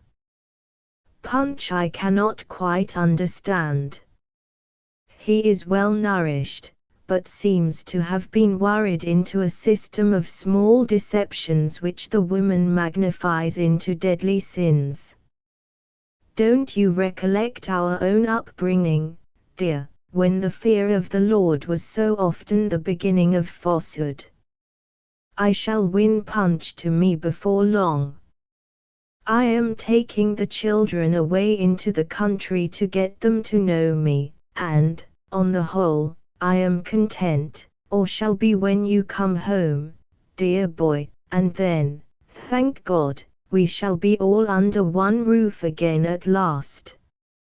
3 months later, Punch, no longer Black Sheep, has discovered that he is the veritable owner of a real, live, lovely Mama, who is also a sister, comforter, and friend, and that he must protect her till the father comes home.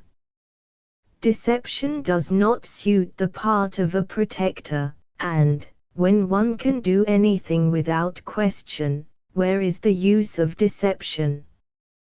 Mother would be awfully cross if you walked through that ditch, says Judy, continuing a conversation. "Mother's never angry," says Punch. "She'd just say, 'You're a little pagal, and that's not nice, but I'll show.'" Punch walks through the ditch and mires himself to the knees. "Mother, dear," he shouts, "I'm just as dirty as I can possibly be."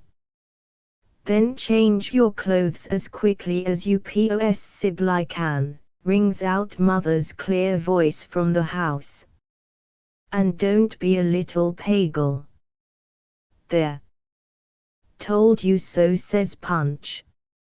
"It's all different now, and we are just as much mothers as if she had never gone." "Not altogether, oh Punch, for when young lips have drunk deep of the bitter waters of hate, suspicion, and despair, all the love in the world will not wholly take away that knowledge, though it may turn darkened eyes for a while to the light, and teach faith where no faith was." Wee Willie Winkie, an officer and a gentleman. H's full name was Percival William Williams, but he picked up the other name in a nursery book, and that was the end of the christened titles.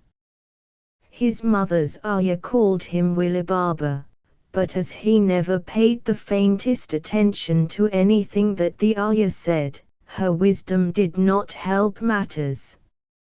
His father was the colonel of the 195th. And as soon as Wee Willie Winkie was old enough to understand what military discipline meant, Colonel Williams put him under it. There was no other way of managing the child. When he was good for a week, he drew good conduct pay, and when he was bad, he was deprived of his good conduct stripe. Generally he was bad, for India offers so many chances to little 6-year-olds of going wrong.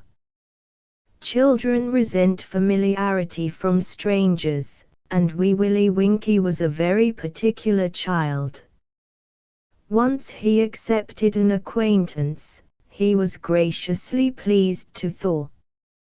He accepted Brandis, a subaltern of the 195th, on sight. Brandis was having tea at the colonel's, and Wee Willie Winkie entered, strong in the possession of a good conduct badge won for not chasing the hens round the compound. He regarded Brandis with gravity for at least 10 minutes, and then delivered himself of his opinion. "I like you," said he slowly, getting off his chair and coming over to Brandis. "I like you. I shall call you Copy, because of your hair." "Do you mind being called Copy?" "It is because of VE hair, you know." Here was one of the most embarrassing of Wee Willie Winkie's peculiarities. He would look at a stranger for some time, and then, without warning or explanation, would give him a name. And the name stuck. No regimental penalties could break Wee Willie Winkie of this habit. He lost his good conduct badge for christening the commissioner's wife Pobbs, but nothing that the colonel could do made the station forego the nickname, and Mrs. Cullen remained Mrs. Pobbs till the end of her stay. So Brandis was christened Copy and rose, therefore, in the estimation of the regiment. If Wee Willie Winkie took an interest in anyone, the fortunate man was envied alike by the mess and the rank and file. And in their envy lay no suspicion of self-interest. The colonel's son was idolized on his own merits entirely. Yet Wee Willie Winkie was not lovely. His face was permanently freckled, as his legs were permanently scratched, and in spite of his mother's almost tearful remonstrances he had insisted upon having his long yellow locks cut short in the military fashion. "I want my hair like Sergeant Tumills," said Wee Willie Winkie, and, his father abetting, the sacrifice was accomplished. 3 weeks after the bestowal of his youthful affections on Lieutenant Brandis, henceforward to be called Copy for the sake of brevity, Wee Willie Winkie was destined to behold strange things and far beyond his comprehension. Copy returned his liking with interest. Copy had let him wear for 5 rapturous minutes his own big sword, just as tall as Wee Willie Winkie. Copy had promised him a terrier puppy, and Copy had permitted him to witness the miraculous operation of shaving. Nay, more, Copy had said that even he, Wee Willie Winkie, would rise in time to the ownership of a box of shiny knives, a silver soap box and a silver-handled spatterbrush as Wee Willie Winkie called it. Decidedly, there was no one, except his father, who could give or take away good conduct badges at pleasure, half so wise, strong, and valiant as Copy with the Afghan and Egyptian medals on his breast. Why, then, should Copy be guilty of the unmanly weakness of kissing, vehemently kissing, a big girl, Miss Allardyce to wit? In the course of a morning ride, Wee Willie Winkie had seen Copy so doing, and, like the gentleman he was, had promptly wheeled round and cantered back to his groom, lest the groom should also see. Under ordinary circumstances he would have spoken to his father, but he felt instinctively that this was a matter on which Copy ought first to be consulted.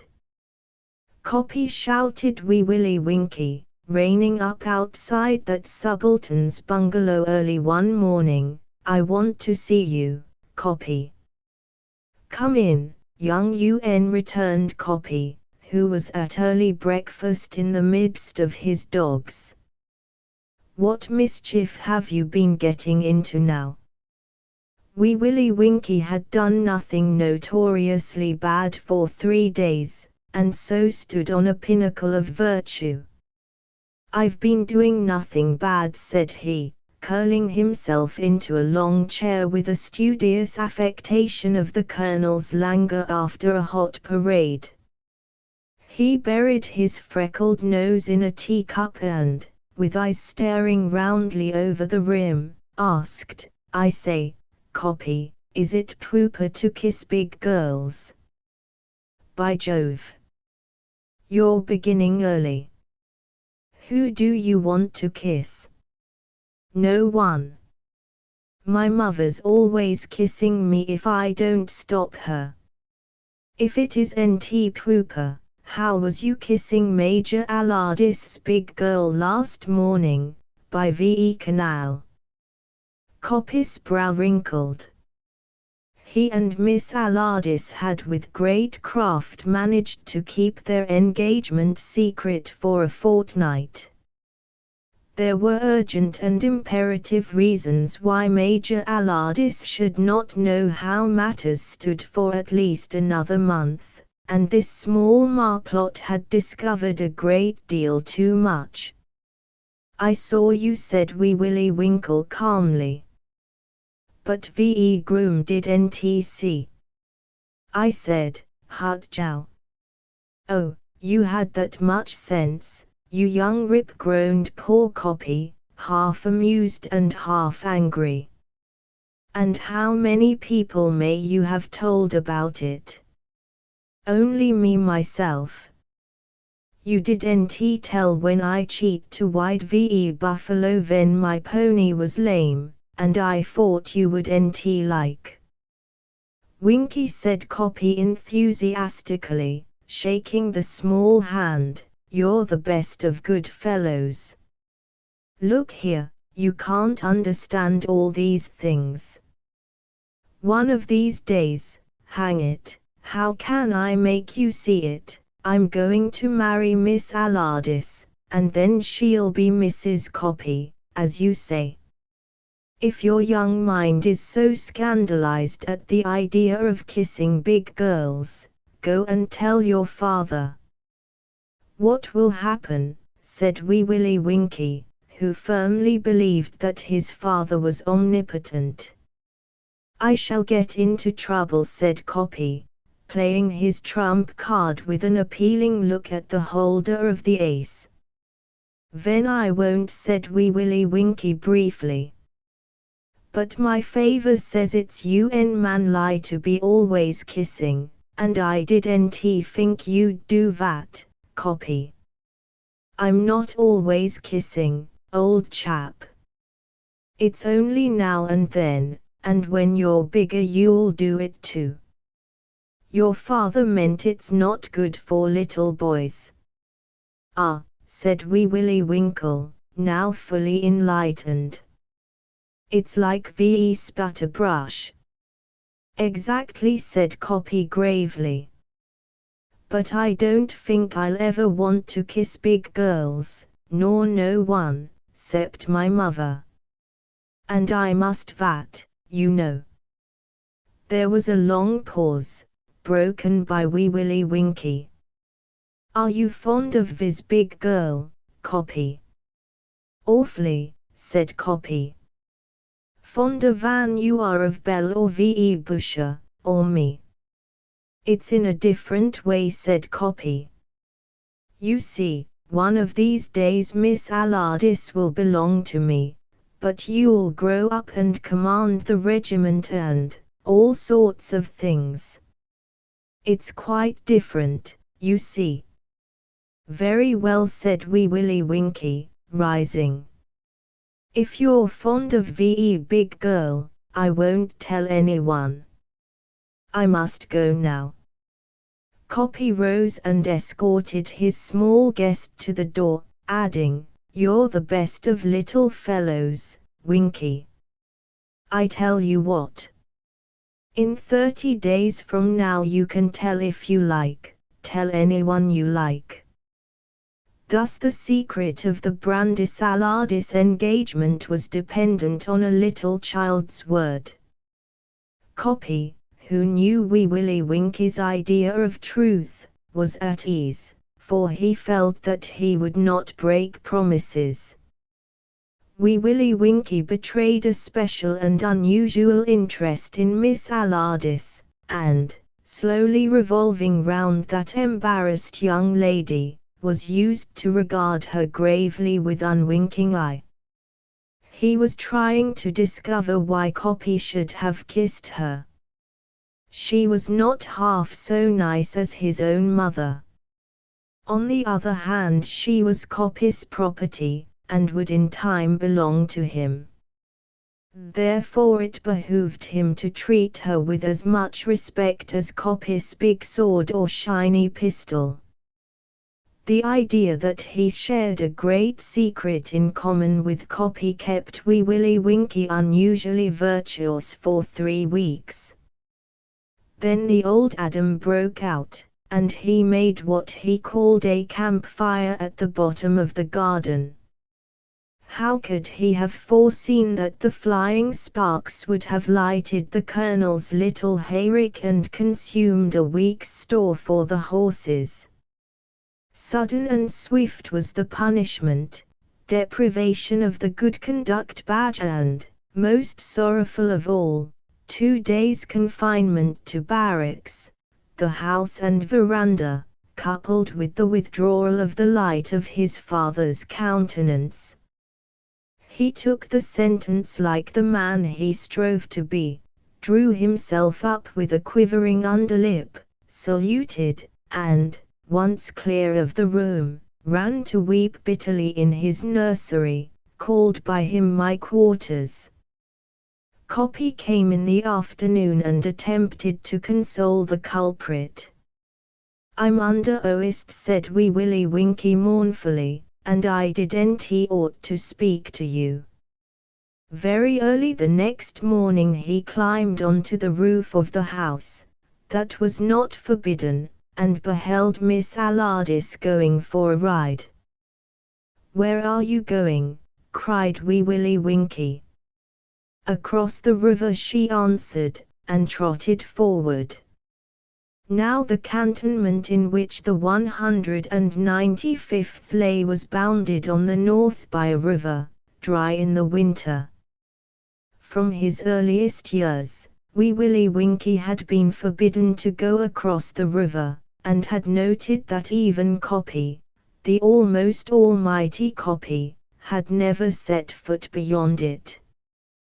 Wee Willie Winkie had once been read to, out of a big blue book, The History of the Princess and the Goblins, a most wonderful tale of a land where the goblins were always warring with the children of men until they were defeated by one Curdie.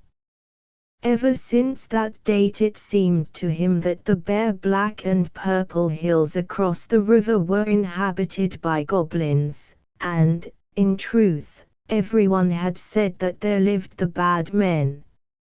Even in his own house the lower halves of the windows were covered with green paper on account of the bad men who might, if allowed clear view, fire into peaceful drawing rooms and comfortable bedrooms. Certainly, beyond the river, which was the end of all the earth, lived the bad men. And here was Major Allardyce's big girl, Coppy's property, preparing to venture into their borders. What would Coppy say if anything happened to her? If the goblins ran off with her as they did with Curdie's princess? She must at all hazards be turned back. The house was still. Wee Willie Winkie reflected for a moment on the very terrible wrath of his father, and then broke his arrest. It was a crime unspeakable. The low sun threw his shadow, very large and very black, on the trim garden paths, as he went down to the stables and ordered his pony. It seemed to him in the hush of the dawn that all the big world had been bidden to stand still and look at Wee Willie Winkie guilty of mutiny. The drowsy groom handed him his mount, and since the one great sin made all others insignificant, Wee Willie Winkie said that he was going to ride over to Coppy Sahib, and went out at a foot pace, stepping on the soft mould of the flower borders. The devastating track of the pony's feet was the last misdeed that cut him off from all sympathy of humanity. He turned into the road, leaned forward, and rode as fast as the pony could put foot to the ground in the direction of the river. But the liveliest of 12-2 ponies can do little against the long canter of a whaler. Miss Allardyce was far ahead, had passed through the crops, beyond the police post, when all the guards were asleep, and her mount was scattering the pebbles of the riverbed as Wee Willie Winkie left the cantonment and British India behind him. Bowed forward and still flogging, Wee Willie Winkie shot into Afghan territory, and could just see Miss Allardyce, a black speck, flickering across the stony plain. The reason of her wandering was simple enough. Coppy, in a tone of too hastily assumed authority, had told her overnight that she must not ride out by the river. And she had gone to prove her own spirit and teach Coppy a lesson. Almost at the foot of the inhospitable hills Wee Willie Winkie saw the whaler blunder and come down heavily. Miss Allardyce struggled clear, but her ankle had been severely twisted, and she could not stand. Having thus demonstrated her spirit, she wept copiously, and was surprised by the apparition of a white, wide-eyed child in khaki, on a nearly spent pony. "Are you badly hurted?" shouted Wee Willie Winkie, as soon as he was within range. "You didn't ought to be here." "I don't know," said Miss Allardyce ruefully, ignoring the reproof. "Good gracious, child, what are you doing here?" "You said you was going aquas Viva," panted Wee Willie Winkie, throwing himself off his pony. "And nobody, not even Copy, must go aquas Viva, and I came after you ever so hard, but you wouldn't stop, and now you've hurted yourself, and Copy will be angry with me, and I've broken my oist. The future colonel of the 195th sat down and sobbed. In spite of the pain in her ankle, the girl was moved. "Have you ridden all the way from cantonments, little man?" "What for?" "You belonged to Copy." "Copy told me so," wailed Wee Willie Winkie disconsolately. "I saw him kissing you, and he said he was fonder of you Van Bell or V.E. Busher or me. And so I came. You must get up and come back. You didn't ought to be here. This is a bad place, and I've broken my oist." "I can't move," Winkie said Miss Allardyce, with a groan. "I've hurt my foot. What shall I do?" She showed a readiness to weep afresh which steadied Wee Willie Winkie, who had been brought up to believe that tears were the depth of unmanliness. Still, when one is as great a sinner as Wee Willie Winkie, even a man may be permitted to break down. "Winkie," said Miss Allardyce, "when you've rested a little, ride back and tell them to send out something to carry me back in. It hurts fearfully." The child sat still for a little time and Miss Allardyce closed her eyes. The pain was nearly making her faint. She was roused by Wee Willie Winkie tying up the reins on his pony's neck and setting it free with a vicious cut of his whip that made it whicker. The little animal headed toward the cantonments. "Oh, Winkie! What are you doing?" "Hush," said Wee Willie Winkie. "There's a man coming, one of the bad men. I must stay with you. My favor says a man must always look after a girl. Jack will go home, and then VLL come and look for us. That's why I let him go." Not one man, but 2 or 3, had appeared from behind the rocks of the hills, and the heart of Wee Willie Winkie sank within him, for just in this manner were the goblins wont to steal out and vex Curdie's soul. Thus had they played in Curdie's garden, he had seen the picture, and thus had they frightened the princess's nurse. He heard them talking to each other, and recognized with joy the bastard pushto that he had picked up from one of his father's grooms lately dismissed. People who spoke that tongue could not be the bad men. They were only natives, after all. They came up to the boulders on which Miss Allardyce's horse had blundered. Then rose from the rock Wee Willie Winkie, child of the dominant race, aged 6 3/4, and said briefly and emphatically "Jow." The pony had crossed the riverbed. The men laughed, and laughter from natives was the one thing Wee Willie Winkie could not tolerate. He asked them what they wanted and why they did not depart. Other men with most evil faces and crooked-stocked guns crept out of the shadows of the hills, till, Soon, Wee Willie Winkie was face to face with an audience some 20 strong. Miss Allardyce screamed. "Who are you?" said one of the men. "I am the Colonel Sahib's son, and my order is that you go at once. You black men are frightening the Miss Sahib. One of you must run into cantonments and take the news that the Miss Sahib has hurt herself, and that the Colonel's son is here with her." "Put our feet into the trap," was the laughing reply.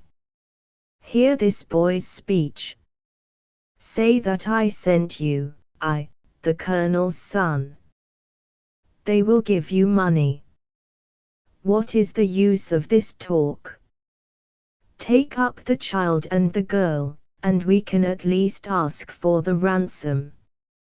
"Ours are the villages on the heights," said a voice in the background. These were the bad men, worse than goblins, and it needed all Wee Willie Winkie's training to prevent him from bursting into tears. But he felt that to cry before a native, excepting only his mother's ayah, would be an infamy greater than any mutiny. Moreover, he, as future colonel of the 195th, had that grim regiment at his back. "Are you going to carry us away?" said Wee Willie Winkie, very blanched and uncomfortable. "Yes, my little Sahib Bahadur," said the tallest of the men, "and eat you afterward." "That is child's talk," said Wee Willie Winkie.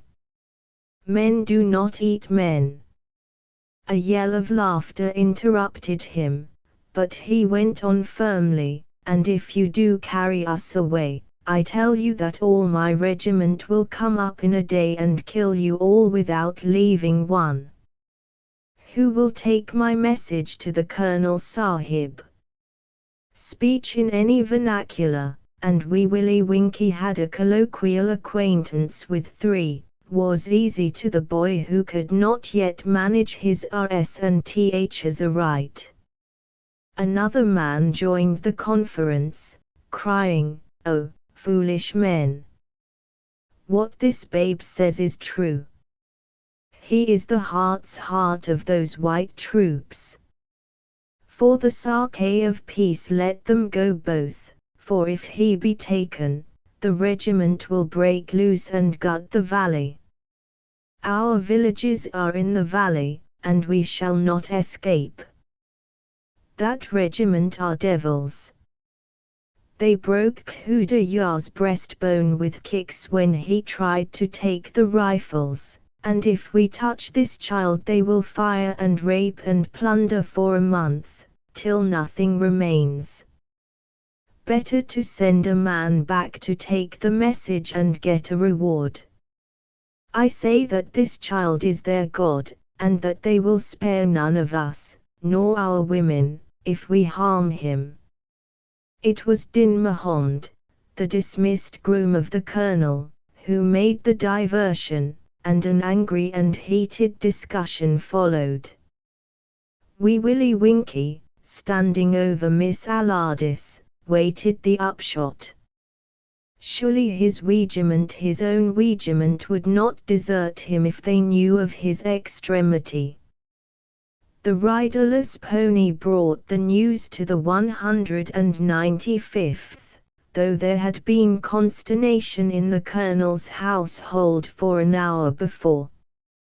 The little beast came in through the parade ground in front of the main barracks, where the men were settling down to play spoil 5 till the afternoon. Devlin, the colour sergeant of E Company, glanced at the empty saddle and tumbled through the barrack rooms, kicking up each room corporal as he passed. "Up, ye beggars!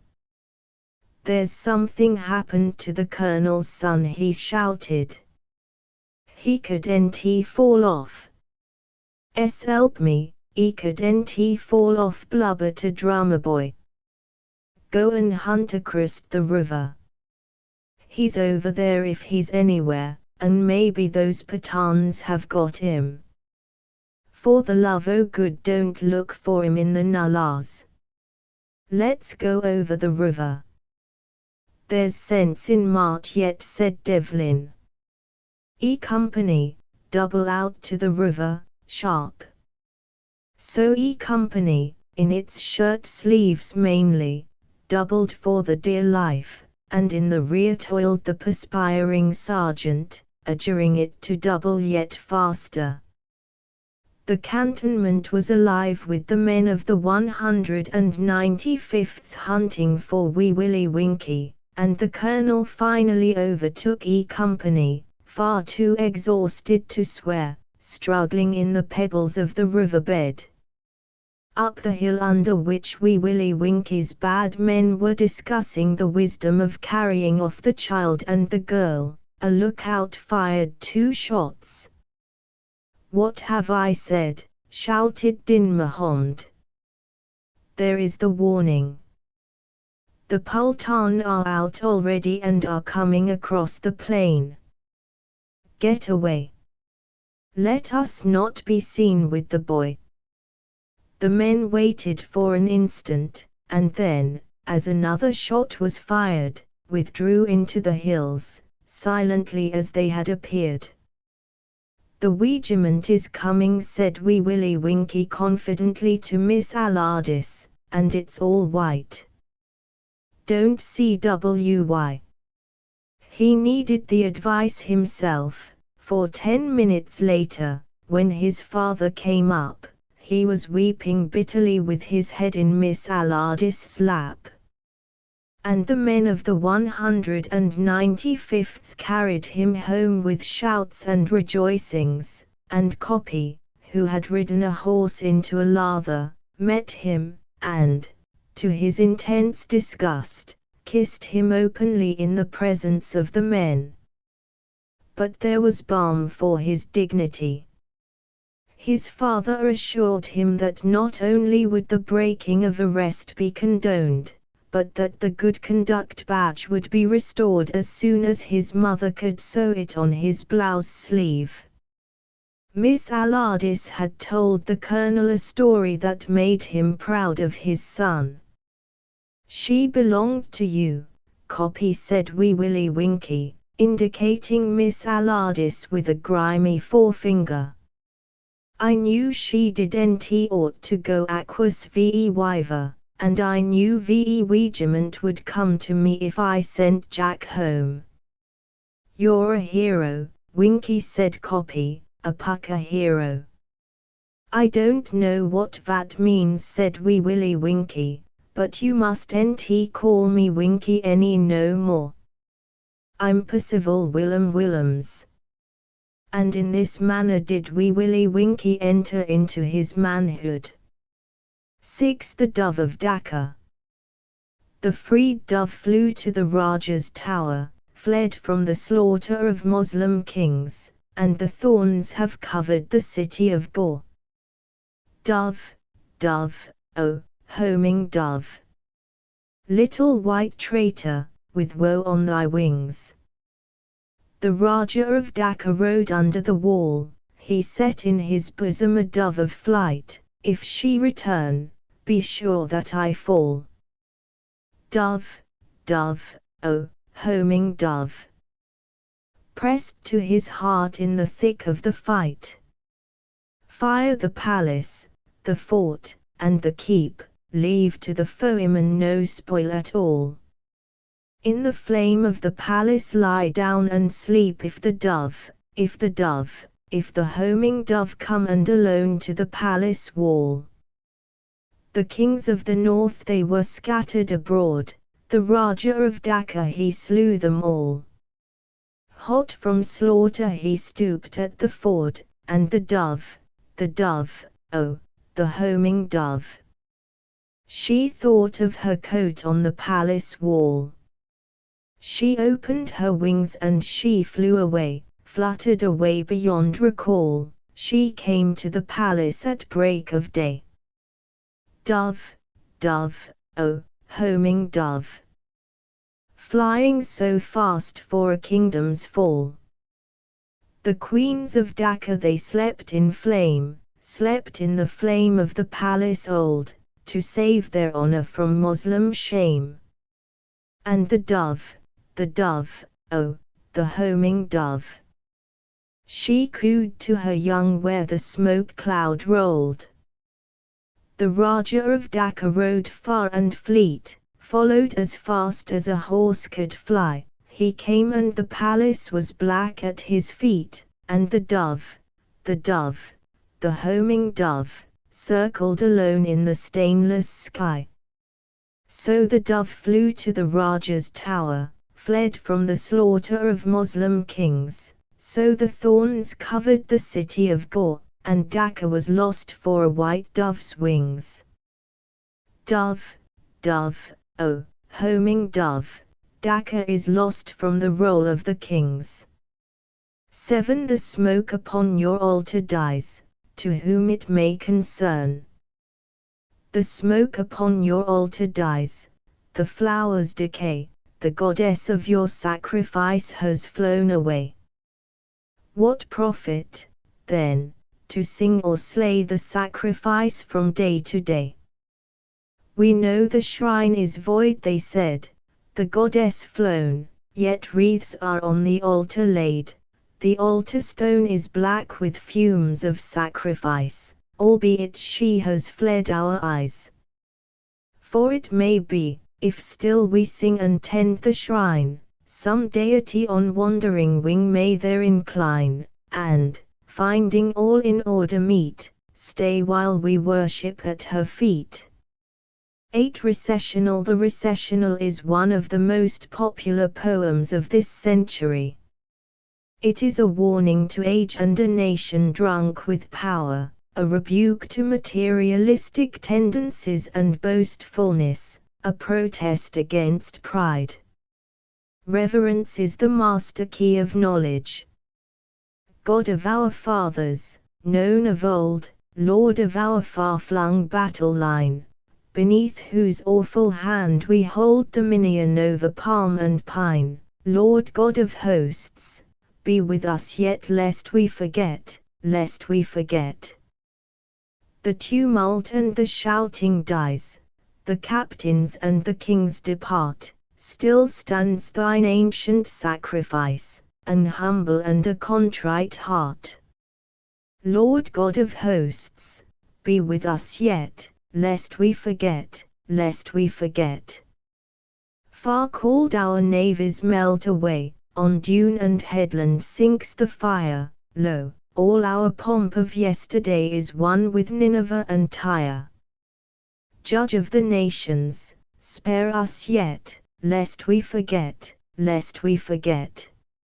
If, drunk with sight of power, we lose wild tongues that have not thee in awe, such boasting as the Gentiles use or lesser breeds without the law, Lord God of hosts, be with us yet, lest we forget, lest we forget.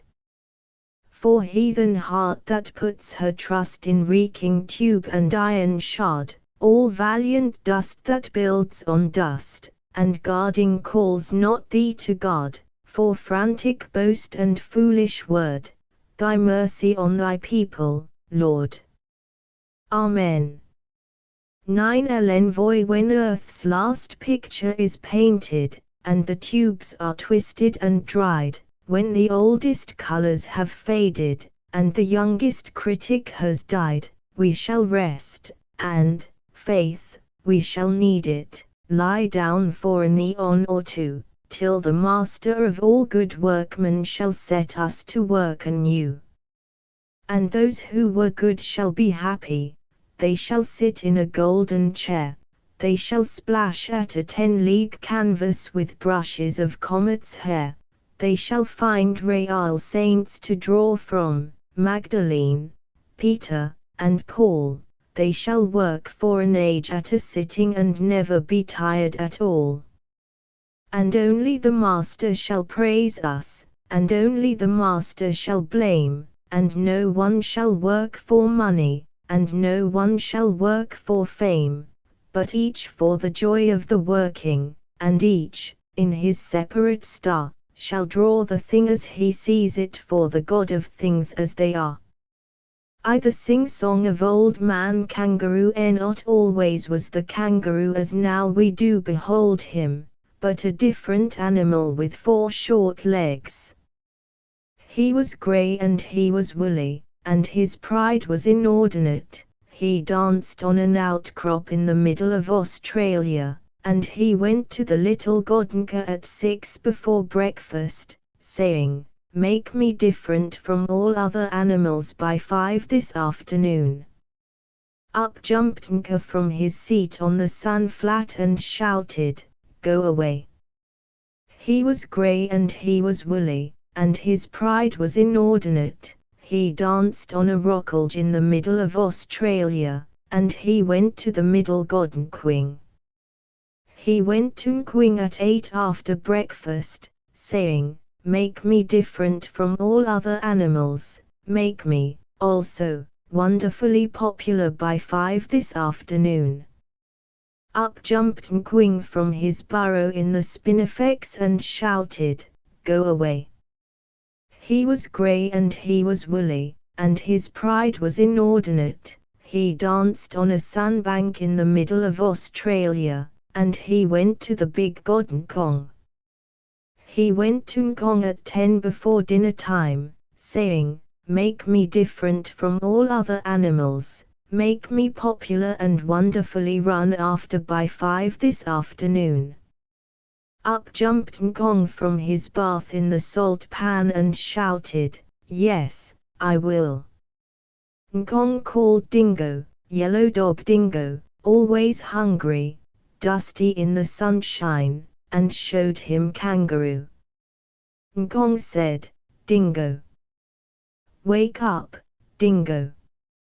Do you see that gentleman dancing on an ash pit? He wants to be popular and very truly run after. Dingo, make him so." Up jumped Dingo, Yellow dog Dingo, and said, "What, that cat rabbit?" Off ran Dingo, Yellow dog Dingo, always hungry, grinning like a coal scuttle, ran after Kangaroo. Off went the proud Kangaroo on his 4 little legs like a bunny. This, O beloved of mine, ends the first part of the tale. He ran through the desert, he ran through the mountains, he ran through the salt pans, he ran through the reed beds, he ran through the blue gums, he ran through the spinifex, he ran till his front legs ached. He had to. This is a picture of old man Kangaroo when he was the different animal with 4 short legs. I have drawn him grey and woolly, and you can see that he is very proud because he has a wreath of flowers in his hair. He is dancing on an outcrop, that means a ledge of rock, in the middle of Australia at 6 o'clock before breakfast. You can see that it is 6 o'clock, because the sun is just getting up.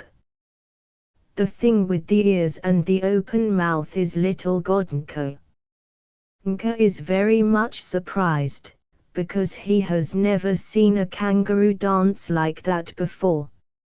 Little Godnka is just saying, "Go away," but the kangaroo is so busy dancing that he has not heard him yet. The kangaroo hasn't any real name except Boomer. He lost it because he was so proud. This is a picture of old man Kangaroo when he was the different animal with 4 short legs. I have drawn him grey and woolly, and you can see that he is very proud because he has a wreath of flowers in his hair. He is dancing on an outcrop, that means a ledge of rock, in the middle of Australia at 6 o'clock before breakfast. You can see that it is 6 o'clock, because the sun is just getting up. The thing with the ears and the open mouth is little Godnka. Nka is very much surprised, because he has never seen a kangaroo dance like that before. Little Godnka is just saying, "Go away," but the kangaroo is so busy dancing that he has not heard him yet. The kangaroo hasn't any real name except Boomer. He lost it because he was so proud. Still ran Dingo, Yellow Dog Dingo, always hungry, grinning like a rat trap, never getting nearer, never getting farther, ran after Kangaroo. He had to. Still ran Kangaroo, Old Man Kangaroo. He ran through the tea trees, he ran through the mulga, he ran through the long grass, he ran through the short grass, he ran through the tropics of Capricorn and Cancer, he ran till his hind legs ached. He had to. Still ran Dingo, Yellow Dog Dingo, hungrier and hungrier, grinning like a horse collar, never getting nearer, never getting farther, and they came to the Wollongong River. Now, there wasn't any bridge, and there wasn't any ferryboat, and Kangaroo didn't know how to get over, so he stood on his legs and hopped. He had to. He hopped through the flinders, he hopped through the cinders, he hopped through the deserts in the middle of Australia. He hopped like a kangaroo. First he hopped 1 yard, then he hopped 3 yards, then he hopped 5 yards, his legs growing stronger, his legs growing longer.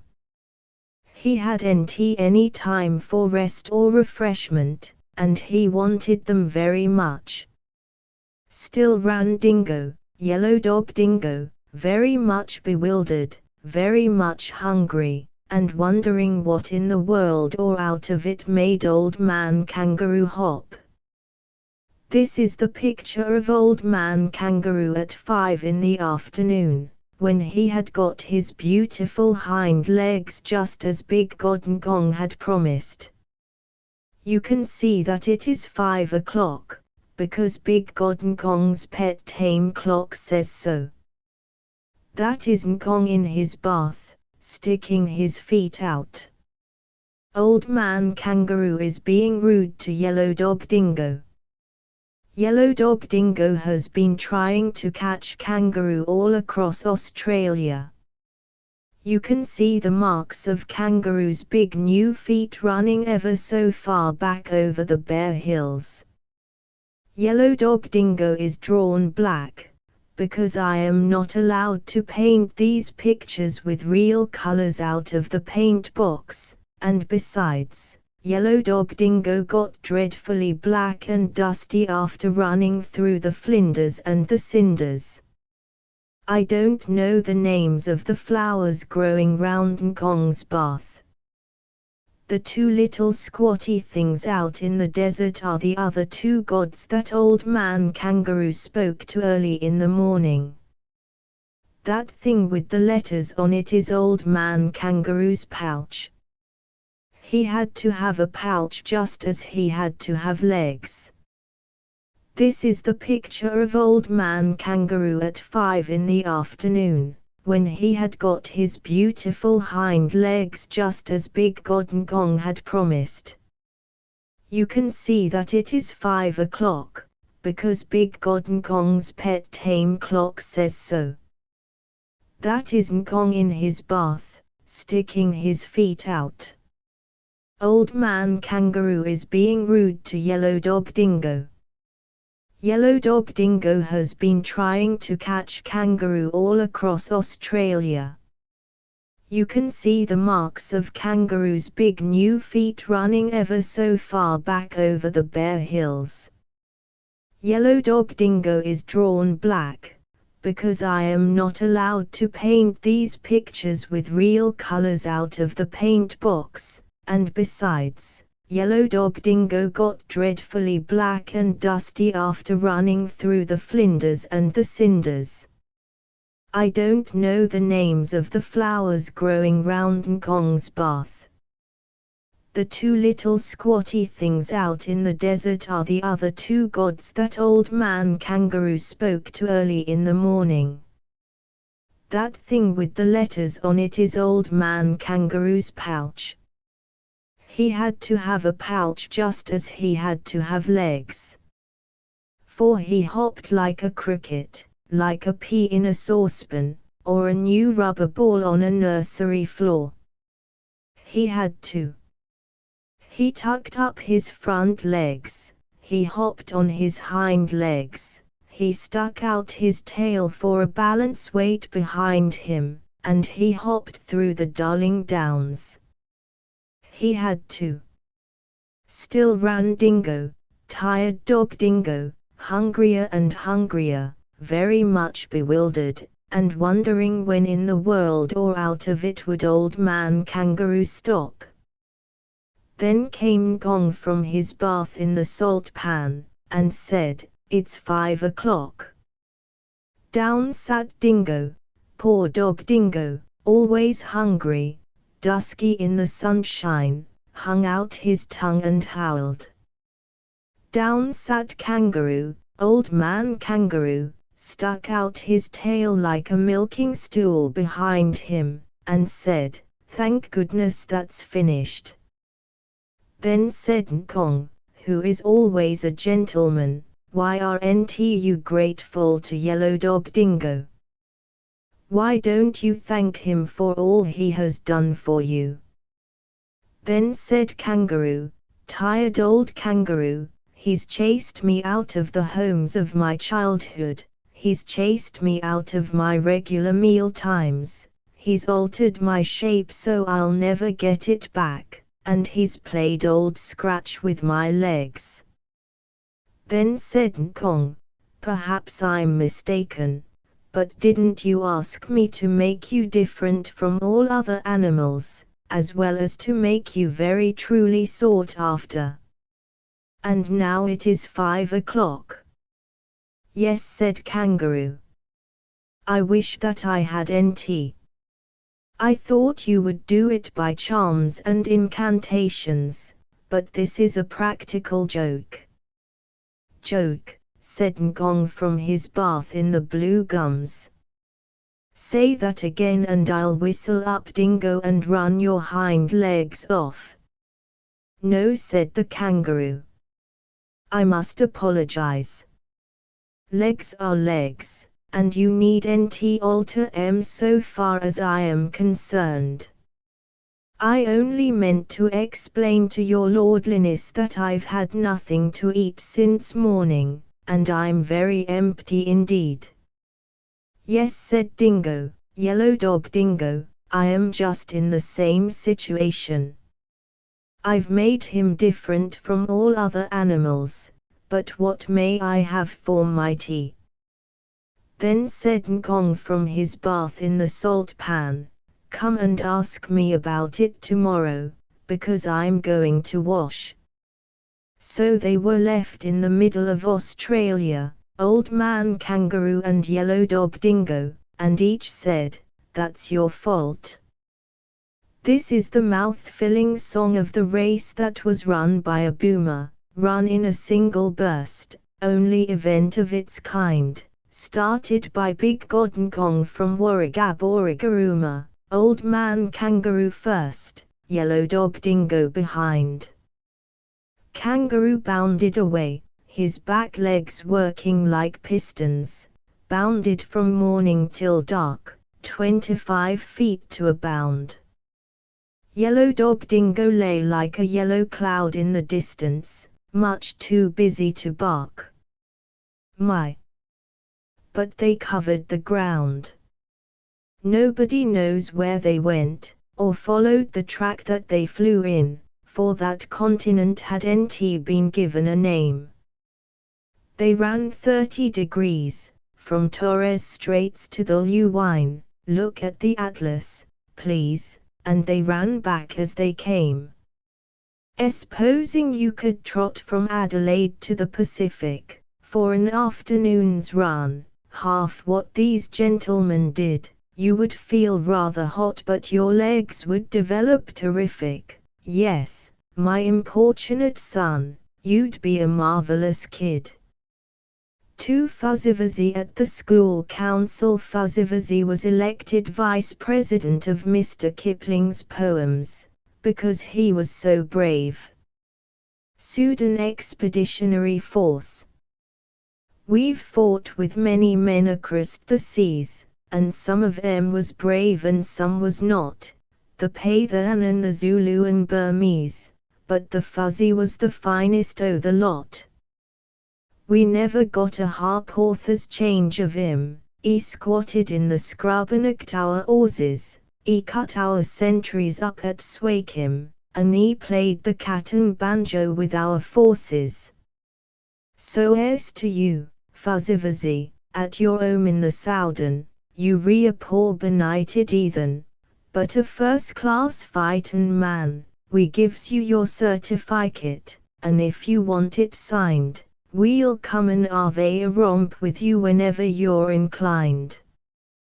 We took our chance among the Khyber hills, the Boers knocked us silly at a mile, the Burman guv us Irrawaddy chills, and a Zulu impy dished us up in style, but all we ever got from such as they was pop to what the Fuzzy made us swaller.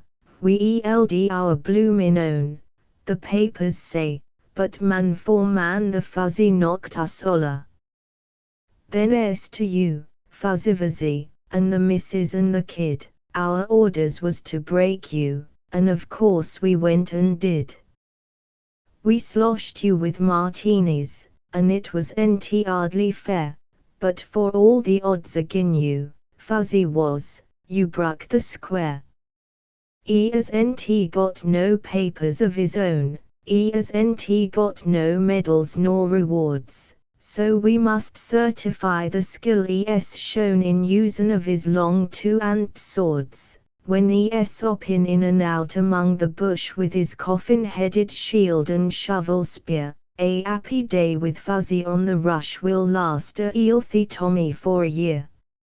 So as to you, Fuzzyvuzzy, and your friends which is no more, if we had lost some messmates we would help you to deplore, but give and take the gospel, and we'll call the bargain fair, for if you have lost more than us, you crumpled up the square. Rushes at the smoke, when we let drive, and, before we know, hacking at our head, all hot sund and ginger when alive, and generally shammin' when dead. A daisy, a duck, a lamb. Injun rubber idiot on the spree, the only thing that does care a clam for the regiment o' British infantry. So as to you, Fuzzyvuzzy, at your 'ome in the Soudan, you re a poor benighted heathen but a first-class fightin' man, and as to you, Fuzzyvuzzy, with your Eric de you big black bounden beggar, for you bruck a British square.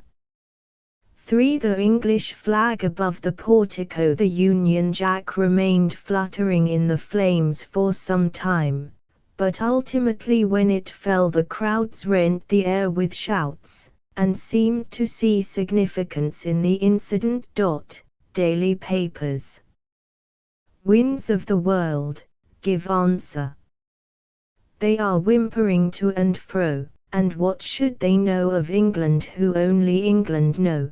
The poor little street-bred people that vapor and fume and brag, they are lifting their heads in the stillness to yelp at the English flag. Must we borrow a clout from the Boer, to plaster anew with dirt? An Irish liar's bandage, or an English coward's shirt? We may not speak of England, her flags to sell or share. What is the flag of England? Winds of the world, declare.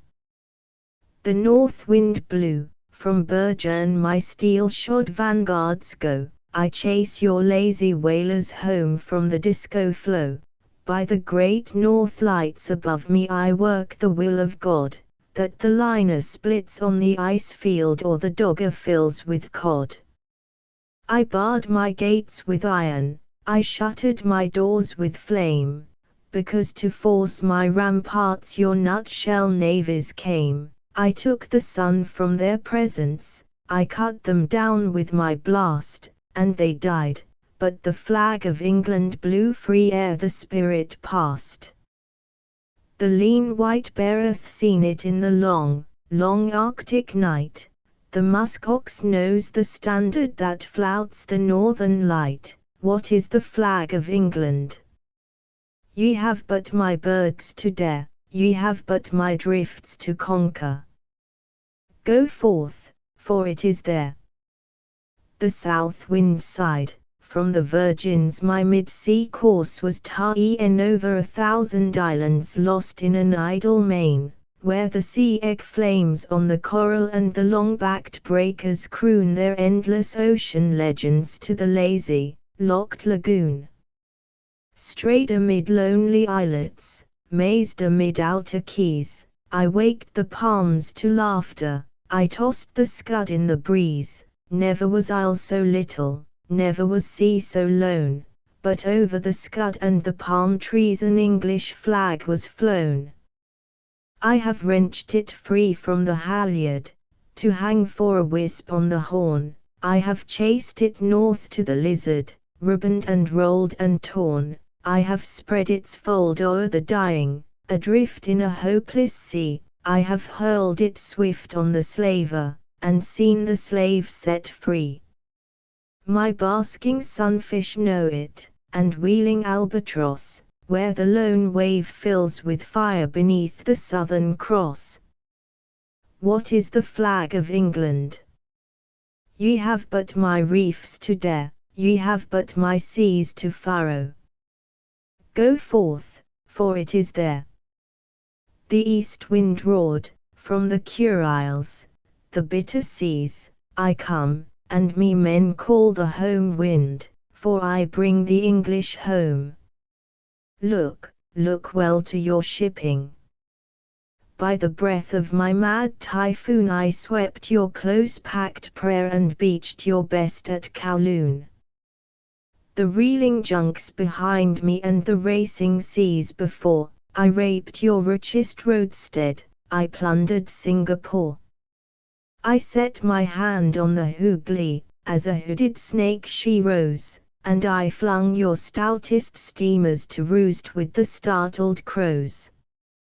Never the lotos closes, never the wildfowl wake, but a soul goes out on the east wind that died for England's sake, man or woman or suckling, mother or bride or maid, because on the bones of the English flag is stayed. The desert dust hath dimmed it, the flying wild ass knows.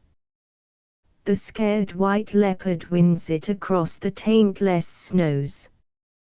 What is the flag of England? Ye have but my sun to dare, ye have but my sands to travel. Go forth, for it is there. The west wind called, in squadrons the thoughtless galleons fly that bear the wheat and cattle lest street-bred people die. They make my might their porter, they make my house their path, till I loose my neck from their rudder and whelm them all in my wrath. I draw the gliding fog bank as a snake is drawn from the hole, they bellow one to the other, the frightened ship bells toll, for day is a drifting terror till I raise the shroud with my breath, and they see strange bows above them and the two go locked to death. But whether in calm or rack wreath, whether by dark or day, I heave them whole to the conger or rip their plates away, first of the scattered legions, under a shrieking sky, dipping between the rollers, the English flag goes by. The dead dumb fog hath wrapped it, the frozen dews have kissed, the naked stars have seen it, a fellow star in the mist. What is the flag of England? Ye have but my breath to dare, ye have but my waves to conquer. Go forth, for it is there. For the king farewell, romance, the cavemen said, with bone well carved he went away, flint arms the ignoble arrowhead, and jasper tips the spear today. Changed are the gods of hunt and dance, and he with these. Farewell, romance. Farewell, romance, the lake folk sighed, we lift the weight of flattering years, the caverns of the mountain side hold him who scorns our hut piers. Lost hills whereby we dare not dwell, guard ye his rest. Romance, farewell.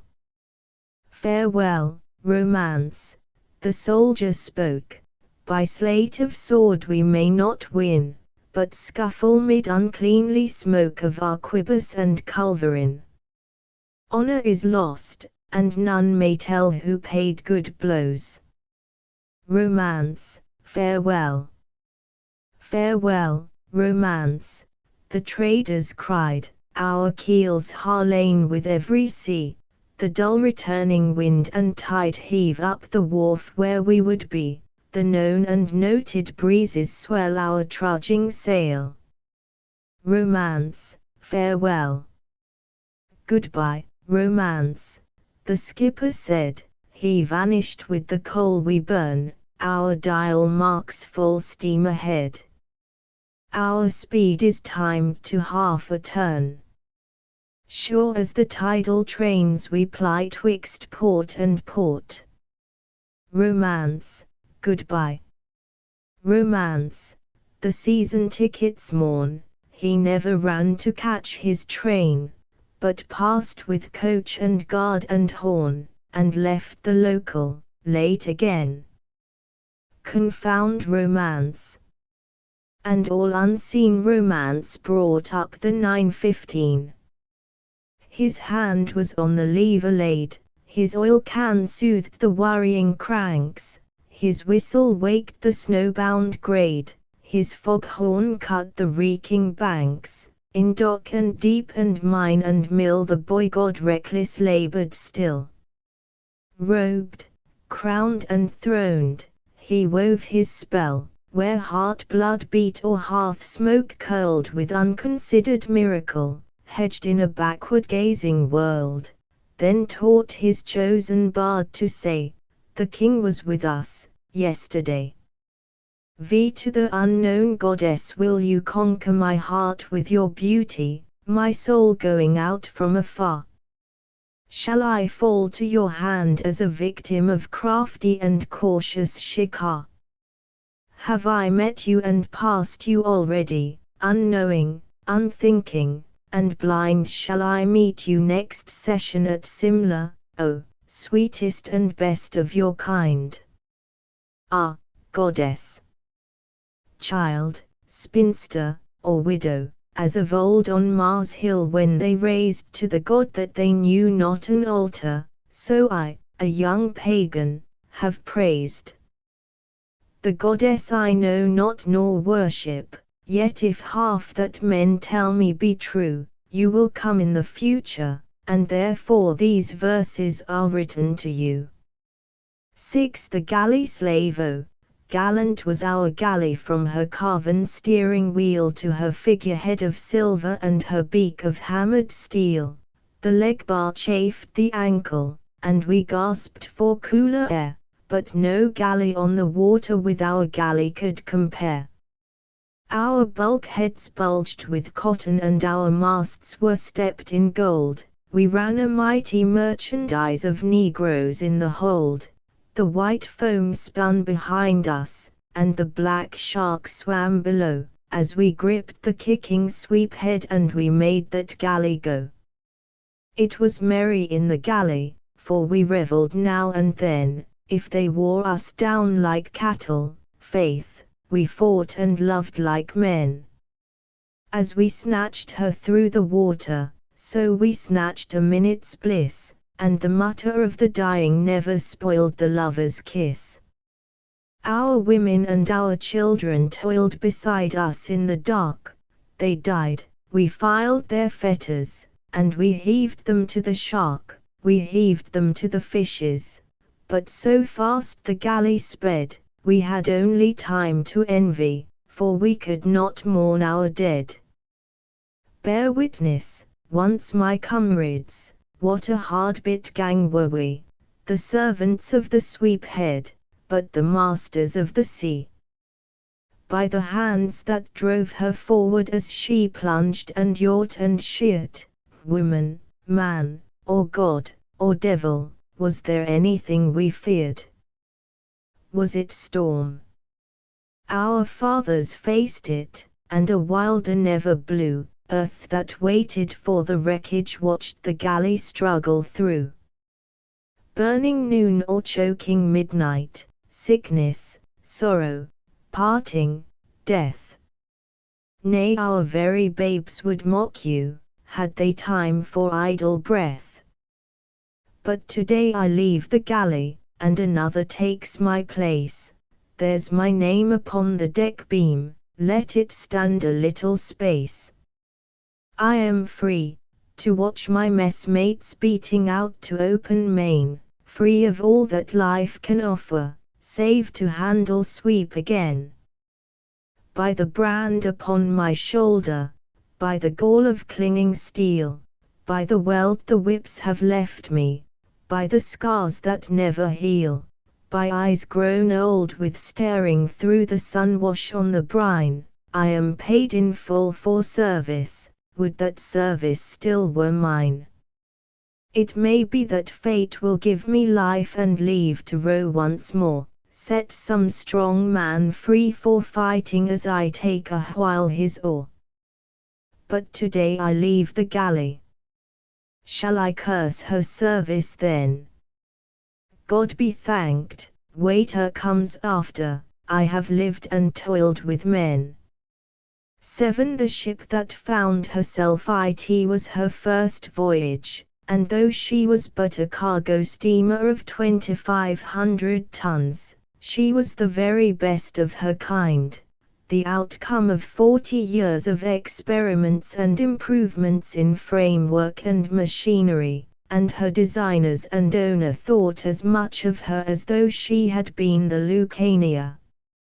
Anyone can make a floating hotel that will pay expenses, if he puts enough money into the saloon, and charges for private baths, suites of rooms, and such like.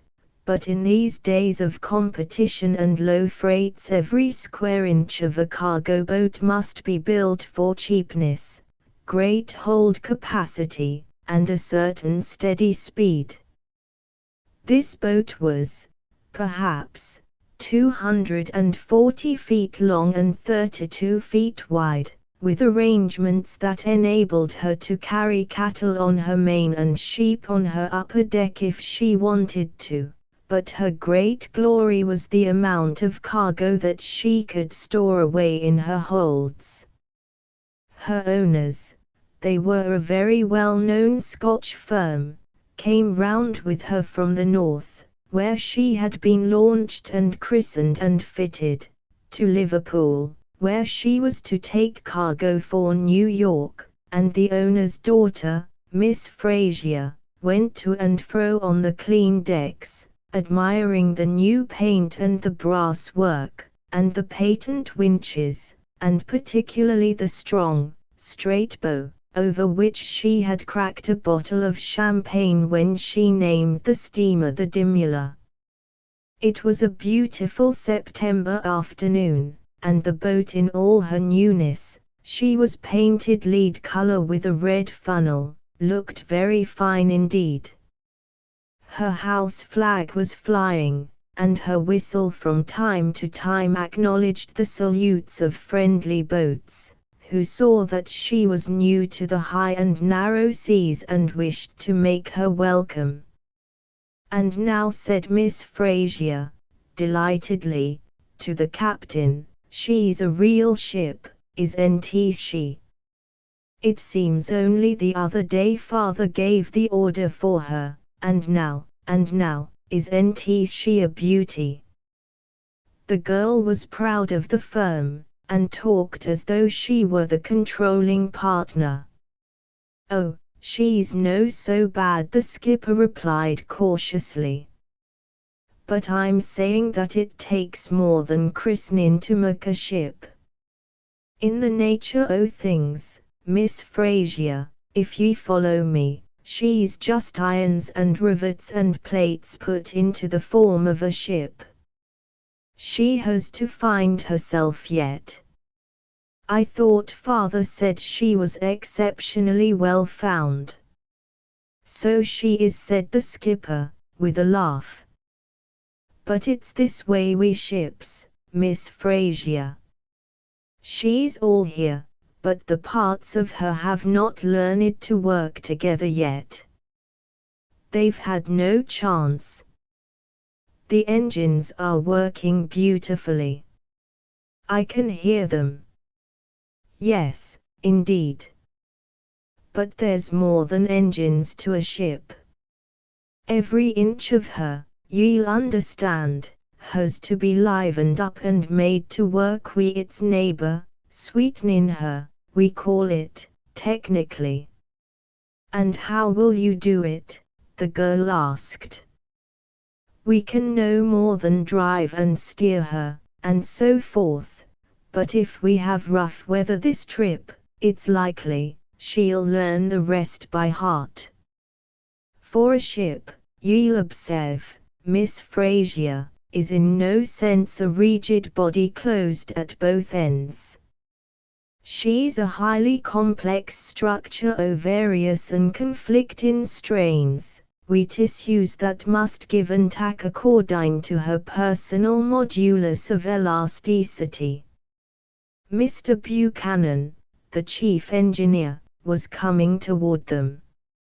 I'm saying to Miss Fraser, here, that our little Dimula has to be sweetened yet, and nothing but a gale will do it.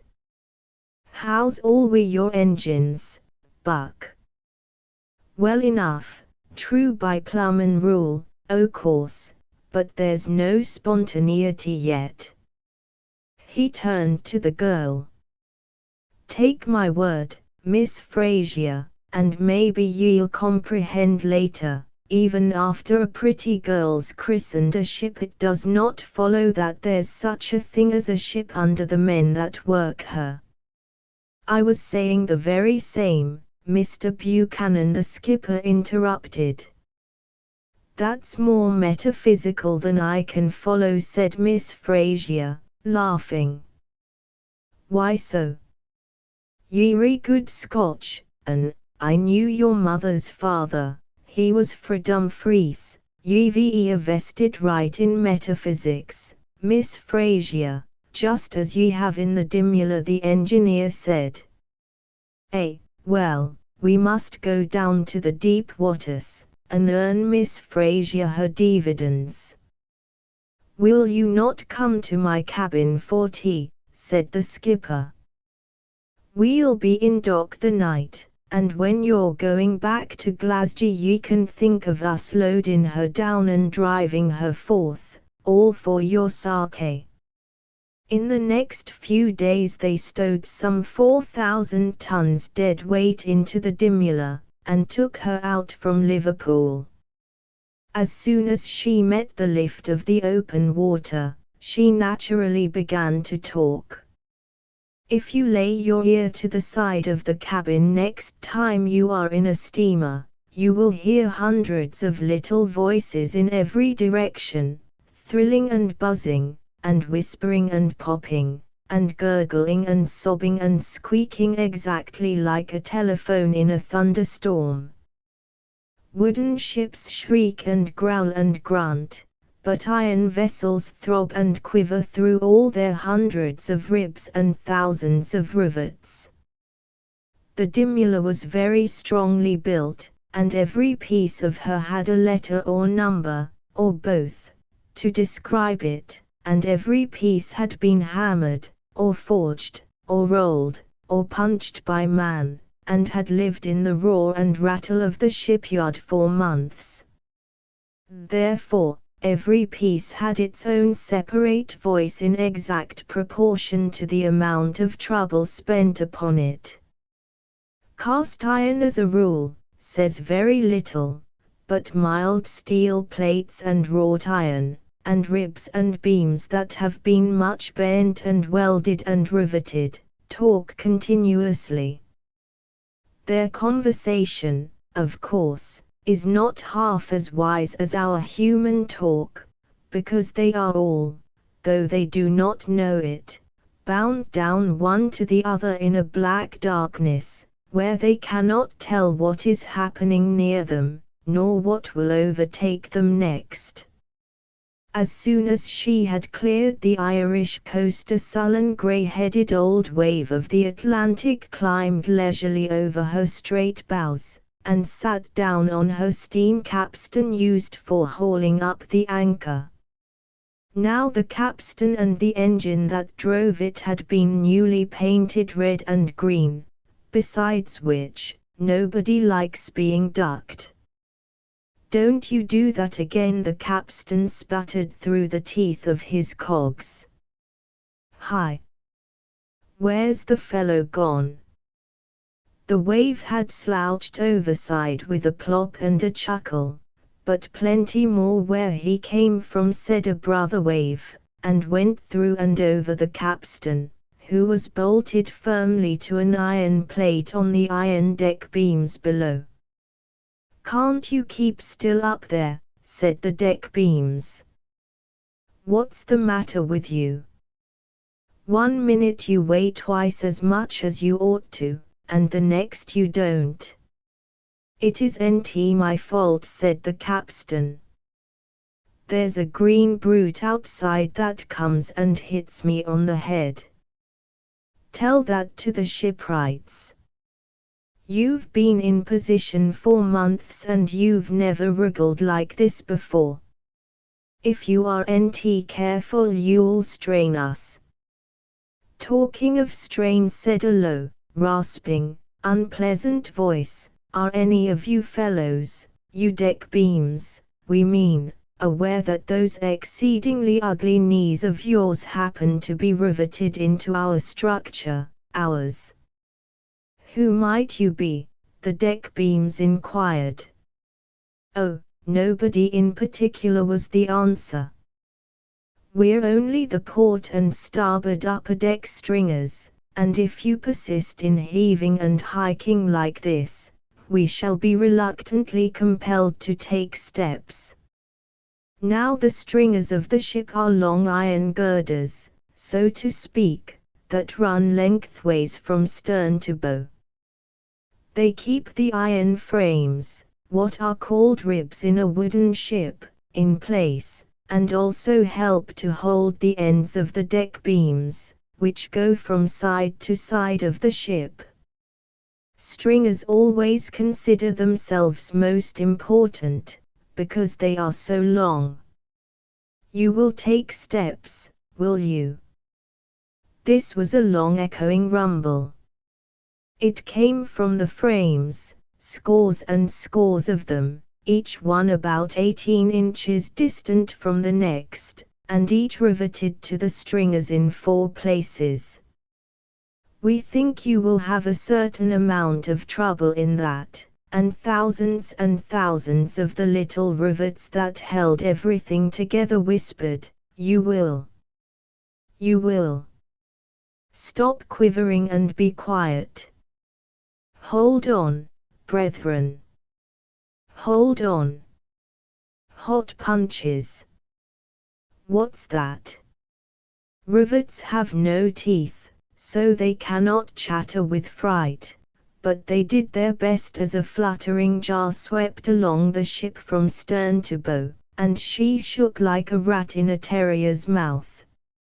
An unusually severe pitch, for the sea was rising, had lifted the big throbbing screw nearly to the surface, and it was spinning round in a kind of soda water, half sea and half air, going much faster than was proper, because there was no deep water for it to work in. As it sank again, the engines, and they were triple expansion, 3 cylinders in a row, snorted through all their 3 pistons. Was that a joke, you fellow outside? It's an uncommonly poor one. How are we to do our work if you fly off the handle that way? I didn't fly off the handle, said the screw, twirling huskily at the end of the screw shaft. If I had, you'd have been scrap iron by this time. The sea dropped away from under me, and I had nothing to catch onto. That's all. That's all, do you call it, said the thrust block, whose business it is to take the push of the screw, for if a screw had nothing to hold it back it would crawl right into the engine room. It is the holding back of the screwing action that gives the drive to a ship. I know I do my work deep down and out of sight, but I warn you I expect justice. All I ask for is bare justice. Why can't you push steadily and evenly instead of whizzing like a whirligig, and making me hot under all my collars? The thrust block had 6 collars, each faced with brass, and he did not wish to get them heated. All the bearings that supported the 50 feet of screw shaft as it ran to the stern whispered, "Justice, give us justice." "I can only give you what I can get," the screw answered. "Look out! It's coming again." He rose with a roar as the demurrer plunged, and whack, flack, whack, whack went the engines, furiously, for they had little to check them. "I'm the noblest outcome of human ingenuity, Mr. Buchanan says so," squealed the high-pressure cylinder. "This is simply ridiculous." The piston went up savagely, and choked, for half the steam behind it was mixed with dirty water. "Help! Oiler! Fitter! Stoker! Help! I'm choking," it gasped. Never in the history of maritime invention has such a calamity overtaken one so young and strong. "And if I go, who's to drive the ship?" "Hush! Oh, hush!" whispered the steam, who, of course, had been to sea many times before. He used to spend his leisure ashore in a cloud, or a gutter, or a flower pot, or a thunderstorm, or anywhere else where water was needed. That's only a little priming, a little carrying over, as they call it. It'll happen all night, on and off. I don't say it's nice, but it's the best we can do under the circumstances. What difference can circumstances make? I'm here to do my work, on clean, dry steam. Blow circumstances, the cylinder roared. The circumstances will attend to the blowing. I've worked on the North Atlantic run a good many times. It's going to be rough before morning. It isn't distressingly calm now, said the extra strong frames, they were called web frames, in the engine room. There's an upward thrust that we don't understand, and there's a twist that is very bad for our brackets and diamond plates, and there's a sort of west-northwesterly pull that follows the twist, which seriously annoys us. We mention this because we happen to cost a good deal of money, and we feel sure that the owner would not approve of our being treated in this frivolous way. I'm afraid the matter is out of owner's hand, for the present," said the steam, slipping into the condenser. "You're left to your own devices till the weather betters." "I wouldn't mind the weather," said a flat bass voice below. "It's this confounded cargo that's breaking my heart. I'm the garbage strake, and I'm twice as thick as most of the others, and I ought to know something." The garbage strake is the lowest plate in the bottom of a ship, and the Dimula's garbage strake was nearly 3/4 of an inch mild steel. "The sea pushes me up in a way I should never have expected," the strake grunted, "and the cargo pushes me down, and, between the two, I don't know what I'm supposed to do." "When in doubt, hold on," rumbled the steam, making head in the boilers. "Yes, but there's only dark, and cold, and hurry, down here, and how do I know whether the other plates are doing their duty? Those bulwark plates up above, I've heard, ain't more than 5/16 of an inch thick. Scandalous, I call it." "I agree with you," said a huge web frame by the main cargo hatch. He was deeper and thicker than all the others, and curved halfway across the ship in the shape of half an arch, to support the deck where deck beams would have been in the way of cargo coming up and down. "I work entirely unsupported, and I observe that I am the sole strength of this vessel, so far as my vision extends. The responsibility, I assure you, is enormous. I believe the money value of the cargo is over £150,000. Think of that. And every pound of it is dependent on my personal exertions." Here spoke a sea valve that communicated directly with the water outside, and was seated not very far from the garboard strake. "I rejoice to think that I am a Prince Hyde valve, with best para-rubber facings. 5 patents cover me. I mention this without pride. 5 separate and several patents, each one finer than the other. At present I am screwed fast. Should I open, you would immediately be swamped. This is incontrovertible. Patent things always use the longest words they can. It is a trick that they pick up from their inventors." "That's news," said a big centrifugal bilge pump. "I had an idea that you were employed to clean decks and things with. At least, I've used you for that more than once.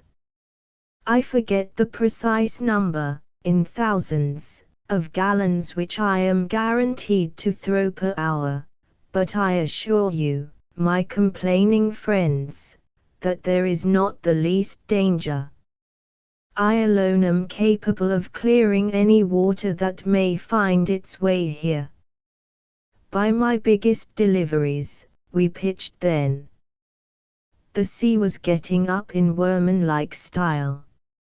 It was a dead westerly gale, blown from under a ragged opening of green sky, narrowed on all sides by fat, grey clouds, and the wind bit like pincers as it fretted the spray into lasswork on the flanks of the waves. "I tell you what it is," the foremast telephoned down its wire stays. "I'm up here, and I can take a dispassionate view of things. There's an organized conspiracy against us. I'm sure of it, because every single one of these waves is heading directly for our bows. The whole sea is concerned in it, and so's the wind. It's awful." "What's awful?" said a wave, drowning the capstan for the 100th time. "This organized conspiracy on your part," the capstan gurgled, taking his cue from the mast. Organized bubbles and spindrift. There has been a depression in the Gulf of Mexico. Excuse me. He leaped overside, but his friends took up the tail one after another. Which has advanced? That wave hove green water over the funnel. As far as Cape Hatteras, he drenched the bridge. And is now going out to sea, to sea, to sea. The third went free in 3 surges, making a clean sweep of a boat, which turned bottom up and sank in the darkening troughs alongside, while the broken falls whipped the davits. That's all there is to it, seethed the white water roaring through the scuppers. There's no animus in our proceedings. We're only meteorological corollaries. Is it going to get any worse? Said the bow anchor, chained down to the deck, where he could only breathe once in 5 minutes. Not knowing, can't say. Wind may blow a bit by midnight. Thanks awfully. Goodbye. The wave that spoke so politely had travelled some distance aft, and found itself all mixed up on the deck amidships, which was a well-deck sunk between high bulwarks.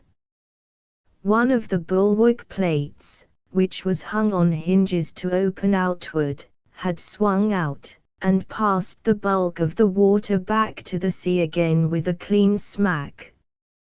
Evidently that's what I'm made for, said the plate, closing again with a sputter of pride. Oh, no, you don't, my friend. The top of a wave was trying to get in from the outside, but as the plate did not open in that direction, the defeated water spurted back. Not bad for 5/16 of an inch, said the bulwark plate. My work, I see, is laid down for the night, and it began opening and shutting, as it was designed to do, with the motion of the ship. We are not what you might call idle, groaned all the frames together, as the Dimula climbed a big wave, lay on her side at the top, and shot into the next hollow, twisting in the descent. A huge swell pushed up exactly under her middle, and her bow and stern hung free with nothing to support them. Then one joking wave caught her up at the bow, and another at the stern, while the rest of the water slunk away from under her just to see how she would like it, so she was held up at her 2 ends only, and the weight of the cargo and the machinery fell on the groaning iron keels and bilge stringers. Ease off! Ease off, there, roared the garboard strake. I want 1/8 of an inch fair play. Do you hear me, you rivets? Ease off! Ease off, cried the bilge stringers. Don't hold us so tight to the frames. Ease off, grunted the deck beams, as the Dimula rolled fearfully. You've cramped our knees into the stringers, and we can't move. Ease off, you flat-headed little nuisances. Then 2 converging seas hit the bows, one on each side, and fell away in torrents of streaming thunder. Ease off, shouted the forward collision bulkhead. I want to crumple up, but I'm stiffened in every direction. Ease off, you dirty little forge filings. Let me breathe.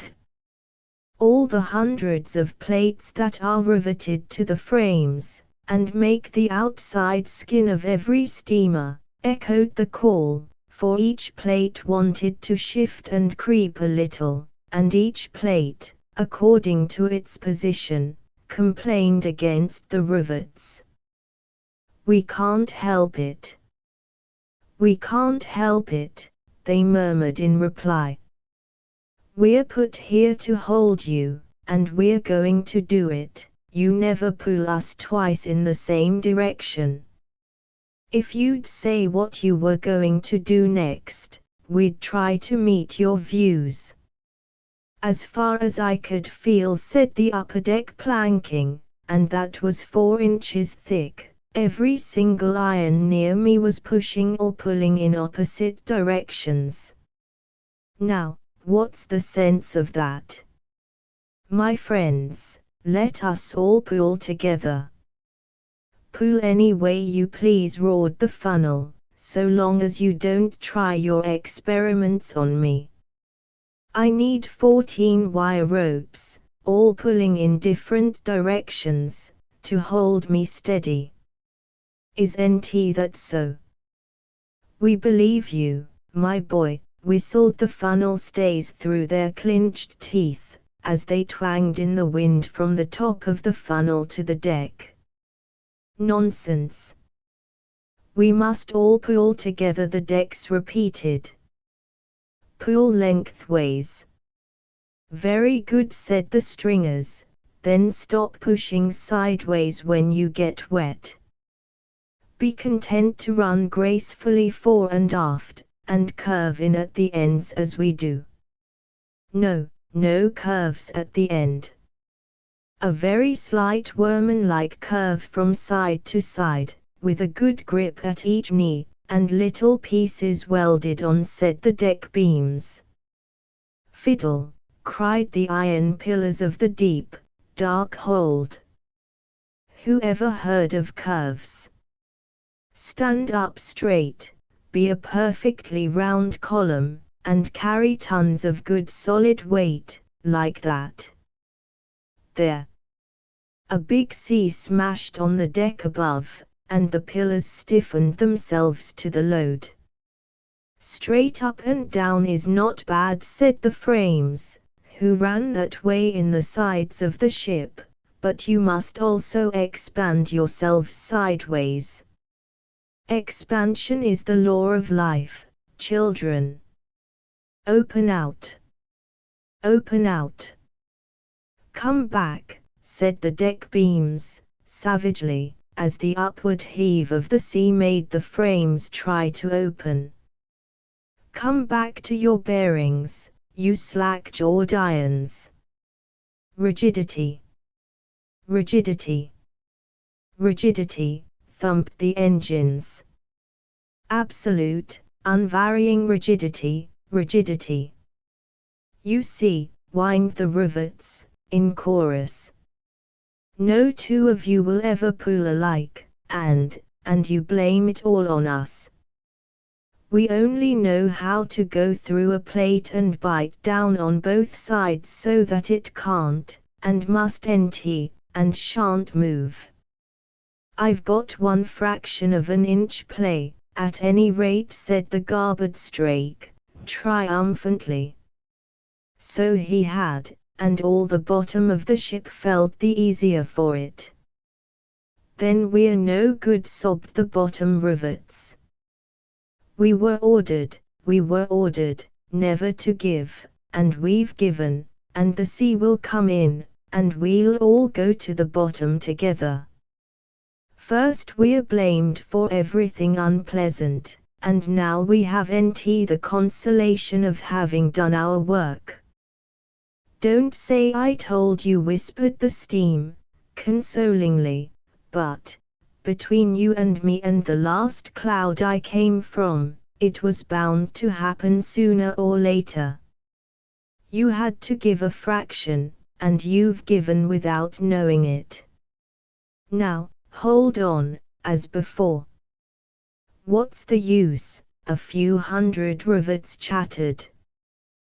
We've given, and the sooner we confess that we can't keep the ship together, and go off our little heads, the easier it will be.